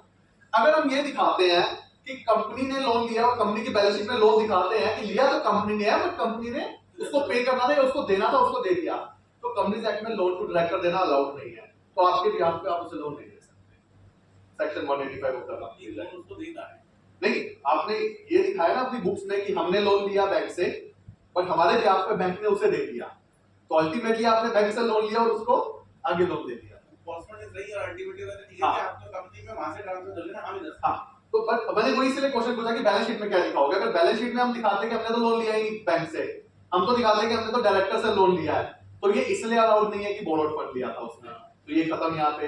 और हम बोलते हैं कि हमने नहीं, हमने तो बैंक से लिया था बट हमने हमारे बिहार पे बैंक ने उसके अकाउंट में दे दिया, तो ये इसलिए अलाउड नहीं है क्योंकि मेरे को अकाउंट में दिया लेकिन ट्रांसफर तो यही हुआ। नहीं, अब देखो मैं वही बोल रहा हूँ, उसके अकाउंट में दिया बट कंपनी लॉ में सेक्शन 185 बोलता है लोन टू डायरेक्टर नहीं दे सकते। लोन टू डायरेक्टर एंट्री तो हो गई ना सर, आपके बिहार पे उसके पास गया, आपने बोला मेरी बुक्स में लोन आया, उसके पास गया, उससे मेरे को आया, नहीं है अलाउड। अब मैं दूसरे क्वेश्चन पे आता हूं, जो आपका पहला क्वेश्चन था कि लोन तो ले रहे हैं डायरेक्टर अपने पर्सनल यूज के लिए, और बैंक डेफिनेटली देखता ना कि यार आपकी वर्थ क्या है, इस कंपनी के डायरेक्टर हो या आपकी कंपनी है, तो एक काम करो कंपनी से गारंटी दिला दो, मैं आपको लोन दे दूंगा। अब ये आता है सेक्शन 185 में। सेक्शन 185 में होता है कंपनी अपने डायरेक्टर के को ना तो लोन दे सकती है, गारंटी दे सकती है, नहीं दे सकती। तो आपको लोन और गारंटी आप डायरेक्टर के ब्याज पे दे ही नहीं सकते। अगर आपने दे दी ना, बहुत बार होता है बैंक मांगता है हम दे देते हैं, तो ये नॉन कंप्लायंस है। ये सेक्शन 185 का नॉन कंप्लायंस। पर कई बार होता है जो थोड़ा सा आपने प्रोटेस्ट करके दूसरे उसके लिए चाहिए तो डायरेक्टर को पर्सनल, ठीक है, अप्लाई भी पर्सनल हुआ, हाँ, लेकिन वो कहता नहीं हम तो आपको नहीं देंगे, हम कंपनी को देंगे, मतलब फिर भी डायरेक्ट ही है। डायरेक्ट हम देंगे ही कंपनी। ठीक है। अब कंपनी ने लोन लिया, अब तो डायरेक्टर अब कंपनी डायरेक्टर को लोन दे रहा है, ठीक है ना? तो मतलब अल्टीमेटली ये वाला जो सेक्शन 185 लाए भी इसीलिए थे, इसी चीज को रोकने के लिए। पर बैंक तो अभी भी करते हैं। तो बैंक का नॉन कंप्लायंस भी नहीं हो रहा है। रिसेंटली बता रहा हूं मैं, परसों का ही केस है, एक क्लाइंट को लेना था लोन, उसका लिटरली यही क्वेश्चन था कि मुझे लोन लेना है अपने घर के लिए, तो वो बैंक में इस कंपनी से गारंटी मांगा, दे दूं, मैंने कहा मत दे देना, उसको बोलो कुछ और कर ले, बट ये मैं गारंटी नहीं दे सकता यार। तो जब आया था 2013 से तो बैंकों ने जो बैंक गारंटी ले रखी थी वो विड्रॉ ही कर दी थी सारी। वो आज भी अलाउड नहीं सर, तो ये नॉन कंप्लायंस है। अब जैसे हमने बैंक वाला बोला था, एक छोटा सा मैं एक एग्जांपल और डिस्कस करता हूं। हम चार्ज क्रिएट करते हैं, आज की डेट में चार्ज के ऊपर बैलेंस शीट में भी रिपोर्टिंग करते हैं ना। शेड्यूल 3 में अमेंडमेंट आया है कि अगर आप चार्ज क्रिएट करना भूल गए या आपने चार्ज डिले से क्रिएट किया है, तो आप बैलेंस शीट में रिपोर्टिंग करोगे कि क्यों किया है, मतलब चार्ज को इंपॉर्टेंस दी गई है, चार्ज इसलिए बैलेंस शीट में भी डाला है। अब आप व्हीकल लोन्स लेते हो, कंपनी व्हीकल लोन्स लेती है, उस पर हाइपोथिकेशन क्रिएट करती है, चार्ज क्रिएट करते हैं। अब भी करना शुरू कर दिया, पहले नहीं कर रहे थे। अभी पता चला। अभी जैसे करना शुरू कर दिया, जैसे आप बोल रहे हो, अभी भी बहुत जना नहीं कर रहे हैं, बट लॉ तो 2014 से सेम है। कंपनी लॉ में एक बहुत सिंपल चार्ज के सेक्शन में लिखा है, अगर कंपनी कोई लोन लेती है, उस लोन के लिए अपनी किसी एसेट्स को एज अ सिक्योरिटी देती है, अपनी हाँ अपनी, तो वो गाड़ी कंपनी ने लिया है और हाइपोथिकेशन क्रिएट किया बैंक के फेवर में, तो मैंने अपनी एक एसेट को एज अ सिक्योरिटी दिया है, तो every loan on the vehicle should have charge create होना चाहिए, पर बैंक तो वो भी नहीं क्रिएट करवाते। अब क्या होता है कि बैंक नहीं करवाते, बैंक का तो नॉन कंप्लायंस भी नहीं हो रहा सर, वो नॉन कंप्लायंस कंपनी का हो रहा है। ये रिसेंटली मैंने देखा बहुत कंपनीज का हो रहा है। अभी तक तो चल जाता था, पिछले साल जब बैलेंस शीट में डाला गया, कितनी बैलेंस शीट में लिखा हुआ है कि हमने नहीं फाइल किए, और एक ऐसा फॉर्म है कंपनी लोग का, बाकी फॉर्म हम बोलते हैं 30 दिन में फाइल करने होते हैं, 300 दिन तक एडिशनल फीस लगती है, उसके बाद एडिशनल फीस भी रुक जाती है, हम नॉर्मल करते हैं। ये फॉर्म 30 दिन में फाइल करना होता है चार्ज क्रिएशन का, और 30 से 60 दिन में लगती है एडिशनल फीस, और 7 दिन से 120 दिन में लगती है परसेंटेज में एडवांस फीस। 5 करोड़ का लोन है तो इतने परसेंट लग रहे हैं, तो 1-1 लाख 5-5 लाख के तो चलान जनरेट हो जाते हैं। और 120 दिन के बाद पूरे कंपनीज एक्ट में 96 फॉर्म्स है, ये इकलौता फॉर्म ऐसा 120 दिन के बाद फाइल ही नहीं है।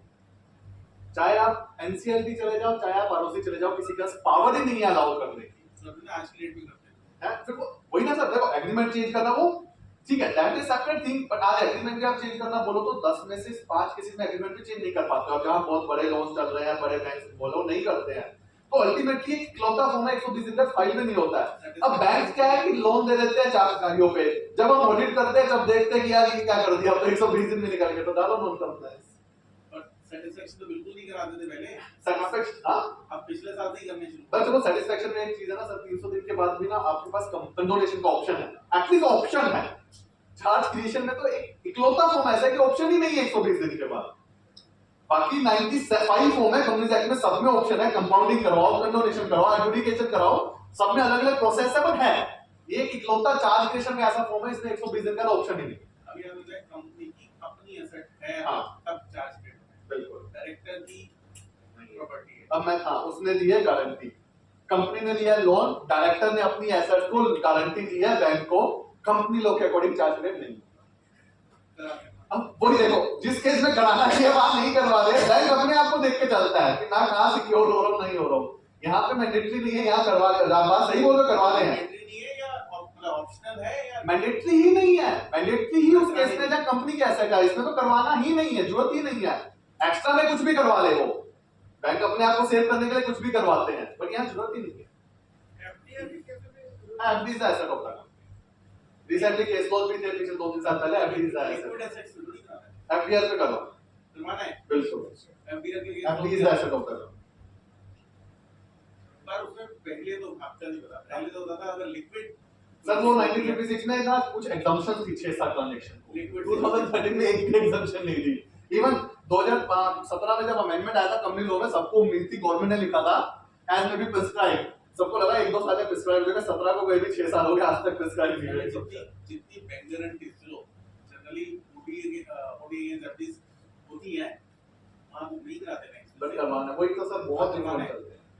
और मोस्टली जो बैंक गारंटीज या एलसीज लेते हैं उसका मार्जिन मनी के लिए बैंक गारंटी को एफडीज देते हैं, तो उसको भी कराना है इसका मतलब एनी एसेट आपने सिक्योरिटी दे दी ना, आपको करवाना ही है। मतलब लॉ तो बहुत क्लियर है, एक वर्ड लिख के उन्होंने क्लियर कर इसका दिया। सेम सेक्शन है सेक्शन वो नहीं, चार्जेस का सेक्शन है सेक्शन 77। नहीं एनी एसेट मतलब बैंक हाँ वो एक ही लाइन है, वो तो डिफिनेशन है, चार्ज किस पे कराना है एक ही डेफिनेशन है वो तो ये वाले सर ऐसे ही नॉन कंप्लायंसेस है जो हम रेगुलर करते आए हैं, बट अभी तक तो चल जाता था, बट आज के दिन में आरओसी जो स्ट्रिक्टनेस हुई है ना, और sir I am telling you, I am regularly visiting the MCA, मतलब मैं एक दिन हफ्ते में जरूर वहां पे ही होता हूं एमसीए में, चाहे किसी डिस्कशन के लिए किसी चीज के लिए।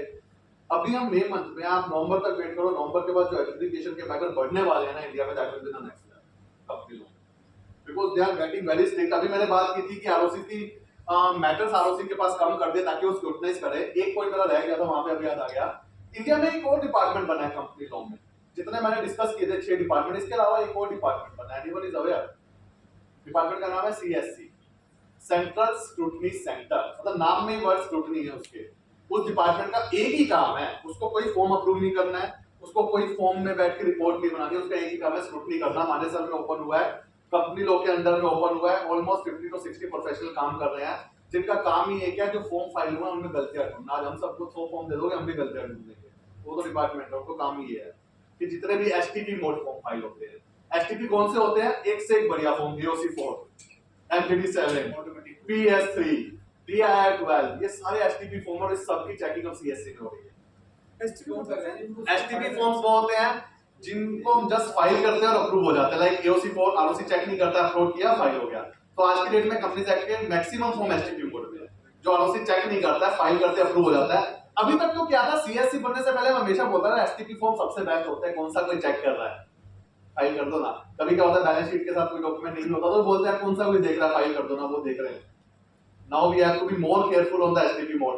नॉन एसटीपी तो फिर भी बहुत अच्छे होता है, कोई गलती होगी तो रिसबमिशन आ जाता है, हम ठीक कर देते हैं, नॉन कंप्लायंस से बच जाते हैं। एसटीपी अगर एक बार फाइल हो गया, फाइल होते ही अप्रूवल होता है, और एसटीपी मोड को फिर आपको कैंसिल कराने का कंपनी लॉ में कोई प्रोसेस नहीं है आज की डेट में। आज आप बोलते हो एओसी4 में ना बैलेंस शीट तो सही गई है, बट एओसी4 में फिगर गलत दिख दी हमने, तो उसको ठीक करने का कोई ऑप्शन नहीं है, फिर वो नॉन कंप्लायंस में जाएगा। 2017 से एफडी के लिए ये 2013 से 14 में 1 अप्रैल 14 में जब हुआ है। ये सर सर जो बैलेंस शीट में आप आजकल जो ऑब्जेक्ट ऑफ फिगर्स पे जाने लगी है, हाँ जी। तो उसकी क्या कॉन्सिक्वेंसेस है और क्या पर्पस है उसका? अब देखो सर, गवर्नमेंट का जो पर्पस, तो अगर आप बोलोगे तो बहुत सारी चीजों का हमें समझ आता है, बहुत को नहीं आता, पर अल्टीमेटली इनका पर्पस है, जितना मुझे समझ आया, इनको राउंडिंग ऑफ और ये करने का कि अल्टीमेटली फॉरेन स्टैंडर्ड्स पे जा रहे हैं कि मिलियंस ट्रिलियंस में जो बिलियंस में बैलेंस शीट बनती है उसी फॉर्मेट में हमारी बैलेंस शीट भी चली जाए। अब आप ये बोलोगे कि कंप्लायंस इसमें इश्यूज क्या है, अगर आपने राउंड ऑफ नहीं की तो this is a non compliance of the section 137 schedule 3 और companies are liable for the penalty.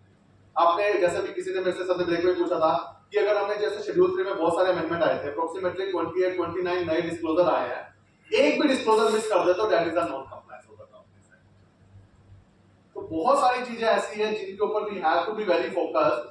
हम नहीं फोकस करेंगे तो आरओसी आज के डेट में इतना फोकस कर रहा है कि ultimately we will be liable for all those things. तो we have to be very careful. मतलब पहले जो था चल रहा था, हो गया सब कुछ, बट अब हमें एक्चुअली मुझे जो लगता है कि we have to change our process of working for filing of the form, for the attachment of the form. अब इसमें देखो राउंडिंग ऑफ बैलेंस शीट में लगा रहे हो, फॉर्म में आ रहा है एक्चुअल इस साल वो भी आ जाएगा सर, ये V3 पे आ जाता है फॉर्म, इस साल ना नेक्स्ट ईयर तक ये V3 पे आ जाएगा।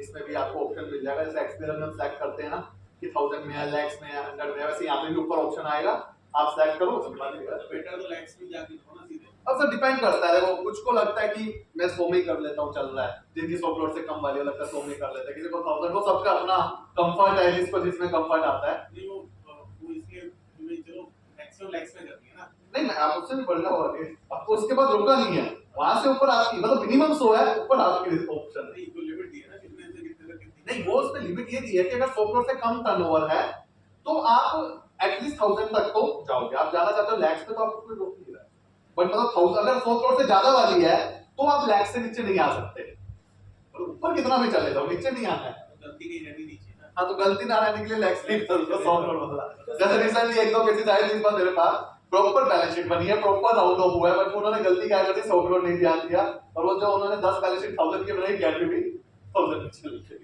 सर ऐसे कि 100 की फिगर्स में नोट्स में रुपीस में लिख सकते हैं, रुपीस में 100 में जाएगा। नोट्स भी राउंडिंग ऑफ में जाएगा, पूरा शेड्यूल 3 राउंड ऑफ में जाएगा, each and every note should be in the rounding. Law is very clear on this sir बिल्कुल जैसे नील की रिटर्न्स होती है उसके इसमें भी हाँ देखो डील में भी क्या है, कैपिटल तो है ना लाख रुपए, तो वो लाख रुपए को भी कुछ 100 दिखा दो या 1000 दिखा के राउंड ऑफ कर दो, वहीं पे रिजर्व भी लेस माइनस में रिजर्व्स है।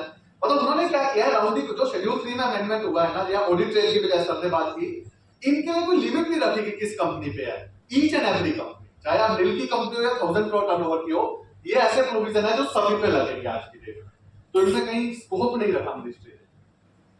So are we clear on the DPT3? और एडजुडिकेशन पे भी मैंने कुछ मैटर्स इसलिए डिस्कस किए हैं बिकॉज़ बहुत इंपॉर्टेंट थे। अब एक जो इंपॉर्टेंट मैटर है पीएमएलए का, देखो मैं थोड़ा सा 5 मिनट पहले ब्रीफ कर देता हूं बिकॉज़ उसमें ज्यादा क्वेश्चंस के बेस पे हम डिस्कस कर लेते हैं। Prevention of money laundering, prevention of money laundering है, ये एक्ट तो बहुत सालों से चल रहा है, और ऑल्दो कहीं ना कहीं बहुत सारी सिचुएशंस पे कंपनीज फॉल भी करती है, मैनेजमेंट फॉल भी करती है। जो अब 3 मई 2023 को जो नोटिफिकेशन आया मिनिस्ट्री का, उस नोटिफिकेशन में सबसे इंपॉर्टेंट थिंग इन्होंने जो पहला अमेंडमेंट किया कि इसमें इन्होंने प्रैक्टिसिंग प्रोफेशनल्स को ऐड कर दिया। वेरी क्लियर कि उन्होंने वहां बहुत स्पेसिफिक वर्ड लिखा है प्रैक्टिसिंग प्रोफेशनल, मतलब as a CA, as a CS, as a CW, अगर आप इंस्टीट्यूट की गाइडलाइंस के अकॉर्डिंग आपने सीओपी होल्डर हो तब भी आप इस गाइडलाइंस में फॉल करते हो। जैसे बहुत लोगों को आता है कि मैं कंपनी का CFO as a chartered accountant में अपॉइंटेड हूं या एज अ सीएस अपॉइंटेड हूं, तो मैं इस गाइडलाइंस पे फॉल करूंगा तो फॉल नहीं करेंगे। Practicing professionals will involve on those guidelines. अब उस गाइडलाइंस में उन्होंने ना जो 2-3 वर्ड्स पे फोकस किया है, उन वर्ड्स पे आ जाता हूं। They said if you are a practising professional और आप कंपनी के किसी फाइनेंशियल ट्रांजैक्शन में इन्वॉल्व हो, financial transaction of the company जिसका ultimate beneficiary is the client, ये कुछ वर्ड्स उन्होंने जो यूज किए हैं कि practising professional, financial transaction, ultimate beneficiary is the client, कि क्लाइंट को उसका बेनिफिट मिल रहा है। ये पहले तो ये जो भी जनरली क्या है कि मैंने जो देखा है जितने भी लोगों के क्वेश्चन आते हैं, सबसे पहले तो हम इस पे क्लियर नहीं कर पा रहे कि किस टाइप के ट्रांजैक्शन में हम इन्वॉल्व हैं। कि बहुत जगह ने देखा कि जैसे सिंपल मैं एक क्वेश्चन लेता हूं इस पे पहले, इनकॉर्पोरेशन ऑफ कंपनीज, आज हम कंपनी इनकॉर्पोरेट कर रहे हैं, कंपनी इनकॉर्पोरेशन के फॉर्म सर्टिफाई करते हैं, हम मेमोरेंडम को सर्टिफाई करते हैं, तो अब ये क्वेश्चन है कि क्या ये पीएमएलए की गाइडलाइंस में फॉलो करता है या नहीं। फाइनेंशियल ट्रांजैक्शन थोड़ी है इसके। हाँ जी। इनकॉर्पोरेशन फाइनेंशियल ट्रांजैक्शन मतलब फाइनेंशियल ट्रांजैक्शन क्यों नहीं हुई, आप फीस ले रहे हो कंपनी में कैपिटल नहीं, एक एग्जांपल दे रहा हूं, देखो हम डिस्कस कर रहे हैं इसीलिए कंपनी में भी कैपिटल आएगी। आएगी सर, वो तो आईएनसी 20 भरा जाएगा तब नहीं देखो ऐसा नहीं है कि आएगी, जिस दिन मेमोरेंडम सब्सक्राइब हो जाता है उस दिन क्लियर हो जाता है कि ये पर्सन कंपनी का शेयर होल्डर है, चाहे वो पैसा लाए या ना लाए। नहीं आपने बात की है ना जिसमें प्रैक्टिसिंग प्रोफेशनल अगर इन्वॉल्व हो फाइनेंशियल ट्रांजैक्शन, हाँ आप फाइनेंशियल ट्रांजैक्शन में इन्वॉल्व थोड़ी है। हाँ अब इसमें हाँ इसमें भी आ रहा हूं सर, इतना लिख के इन्होंने जो 5 पॉइंट दिए इस टाइप ऑफ ट्रांजैक्शन में, उसमें लिखा creation and operation of the company and LLP. वो जो क्रिएशन हाँ। वर्ड है ना वो खतरनाक है। अब वो क्रिएशन वर्ड खतरनाक है, तो 3rd में को आया था ना, तो सबसे ज्यादा जो मुझे लगता है पहला क्वेश्चन सबके माइंड में आया था कि इनकॉर्पोरेशन को क्या करना है, या इनकॉर्पोरेशन करना बंद कर दे या क्या करना है। तो देखो इस पीएमएलए की गाइडलाइंस को ना काफी मैंने भी दोनों नोटिफिकेशन को एक्ट को भी स्टडी किया है। एक चीज जो सबसे पहली है कि हम इसमें कवर हो रहे हैं, कवर होने का ये मतलब नहीं है कि हमने कोई नॉन कंप्लायंस किया। आप कवर हो रहे हो जाओ, आप कोई फाइनेंशियल ट्रांजैक्शन में किसी में क्लाइंट के साथ कवर हो जाओ, तब तक हमें इशू नहीं है ना, जब तक वो ट्रांजैक्शन फ्रॉड नहीं है, जब तक वो ट्रांजैक्शन मनी लॉन्ड्रिंग नहीं है या ट्रांजैक्शन किसी टेररिस्ट एक्टिविटी के लिए नहीं है। मतलब जैसा सर ने अभी ऑडिट ट्रेल की बात की, sorry for coming on this, audit trail में हम बोलते हैं कि हर चीज की ट्रेल बनेगी। आज मैंने एक एंट्री की, कल मैंने उसमें कुछ चेंज किया तो ट्रेल बनेगी। जो ट्रेड बनना थोड़ी कोई नॉन कंप्लायंस है। मैंने 1 लाख लिखना था, गलती से 10,000 लिख दिया तो मैं ठीक तो करूंगा ना उसे। तो वो ठीक करना या वो ट्रांजेक्शन करना कोई नॉन कंप्लायंस नहीं है, बट उसकी वजह से हम कुछ छुपा रहे हैं, कुछ गलत कर रहे हैं, कुछ चेंज कर रहे हैं, वो नॉन कंप्लायंस है। तो सेम इज द पीएमएलए। अगर मैं कोई फाइनेंशियल ट्रांजेक्शन, आज मान लो सेल परचेज ऑफ प्रॉपर्टी उन्होंने इंक्लूड किया, मैं कंपनी कोई प्रॉपर्टी सेल कर परचेज कर रही है, मैं कंपनी के साथ गाइडेंस दे रहा हूं, कंपनी को कंसल्टेंसी दे रहा हूं, but completely this is a good transaction, hope everyone is understand कि गुड ट्रांजैक्शन है, उसमें कुछ इन्वॉल्व नहीं है, तो ठीक है, ये क्लाइंट के बिहाफ पे ट्रांजैक्शन है, मैं कंसल्टेंसी दे रहा हूं, मैं इन्वॉल्व हूं, क्लाइंट का अल्टीमेटली बेनिफिशियरी है, तो ये पीएमएलए में कवर है, बट नॉन कंप्लायंस नहीं है ना, मैं कोई पेनल्टी थोड़ी लगेगी। तो जो एक मेरे को लगता है जो सबसे बड़ा हमारे माइंड में अभी फोबिया है ना कि हम कवर क्यों हो गए, कवर होना कोई बड़ी बात ही नहीं है। और आप देखो यार, एक ये तो पीएमएल है, कंपनीज लॉ ले लो, आप इनकम टैक्स लॉ ले लो, आईसीआई की गाइडलाइंस ले लो, प्रोफेशनल बच्चा कहाँ हुआ है पहले, हर जगह तो ऑलरेडी इन्वॉल्व है, हर जगह ऑलरेडी इतनी पेनल्टीज है। आज एक छोटा सा फॉर्म हम कोई कंपनी लोग सर्टिफाई करते हैं, नीचे 2 टिक मार्क लगाते हैं सबसे पहले कि मैं 447 में लायबल हूं, मैं 448 में लायबल हूं। तो प्रोफेशनल बच्चा तो कहीं भी नहीं हुआ। हाँ, पीएमएलए इसलिए डर लगता है कि पीएमएलए शुरू इंप्रिजनमेंट से होता है। पीएमएलए में अगर फ्रॉड होता है, अगर आप हम या कोई भी पर्सन पकड़ा जाता है तो मिनिमम इंप्रिजनमेंट कितनी है? मिनिमम इंप्रिजनमेंट है पीएमएलए में 3 इयर्स की, 3 to 7 years up to the depend upon the fraud. तो पीएमएलए से लोगों को डर इससे लगता है कि मॉनेटरी टर्म से तो कभी किसी को डर लगता नहीं है जल्दी से कि पेनल्टी दे देंगे, चलो देख लेंगे। पीएमएलए में क्योंकि इंप्रिजनमेंट का डायरेक्ट, और वहां पे बेल में भी लिखा है कि 2 कंडीशन फुलफिल होनी चाहिए कि जो आपके अगेंस्ट प्रोसिक्यूटर होगा उसको प्रेजेंट करने का मौका मिलना चाहिए, दूसरा कोर्ट शुड बी सैटिस्फाइड कि आपको बेल मिलनी चाहिए, अदरवाइज कोई बेल का प्रोविजन डायरेक्टली नहीं है पीएमएलए में। इसलिए पीएमएलए से सबको डर लगता है। जब हम आता हूं वापस ट्रांजैक्शन पे, जैसे मैंने बोला कि हम पीएमएलए में कवर है, तो उस कवर होने के साथ ना हमारे ऊपर कुछ रिस्पॉन्सिबिलिटीज बढ़ गई है, उनके ऊपर हमें प्रैक्टिकली डिस्कस करना चाहिए। अब जैसे अभी हमने ऑडिट ट्रेल की सबने बात की कि 8 साल तक हमें मेंटेन करके रखना डॉक्यूमेंट जरूरी है। अब पीएमएलए की भी अपनी कुछ गाइडलाइंस है कि अगर आपने कोई ऐसा ट्रांजैक्शन किया है क्लाइंट के साथ, क्लाइंट के बिहाफ पे, तो आपको कुछ डॉक्यूमेंट मेंटेन करने हैं। तो जो भी उस ट्रांजैक्शन से रिगार्डिंग डॉक्यूमेंट्स होंगे वो हमें मेंटेन करने हैं, और उसको मिनिमम हमें उसको एटलीस्ट 5 इयर्स तक के लिए आपको मेंटेन करना है। मतलब 5 इयर्स के लिए मेंटेन करना पीएमएलए की गाइडलाइंस। अगर 5 साल से पुराना ट्रांजैक्शन है, आपके पास डॉक्यूमेंट नहीं है, तो you are not liable for the documentation maintenance of the record. But PMLA बोलता है अगर आपने क्लाइंट के साथ कोई ट्रांजैक्शन किया है क्लाइंट के बिहाफ पे, उस ट्रांजैक्शन के डॉक्यूमेंट आपको 5 साल तक मेंटेन करना है, या फिर उस क्लाइंट के साथ आप रेगुलर ट्रांजैक्शन उस क्लाइंट के बिहाफ पे कंसल्टेंसी करते हो, रेगुलर उसको अपनी प्रोफेशनल सर्विसेज दे रहे हो जो पीएमएलए की गाइडलाइंस में कवर है, तो जब लास्ट ट्रांजैक्शन आपने उस क्लाइंट के साथ क्लाइंट के बिहाफ पे किया, वहां से 5 साल तक आपको डॉक्यूमेंट मेंटेन करना मैंडेटरी है।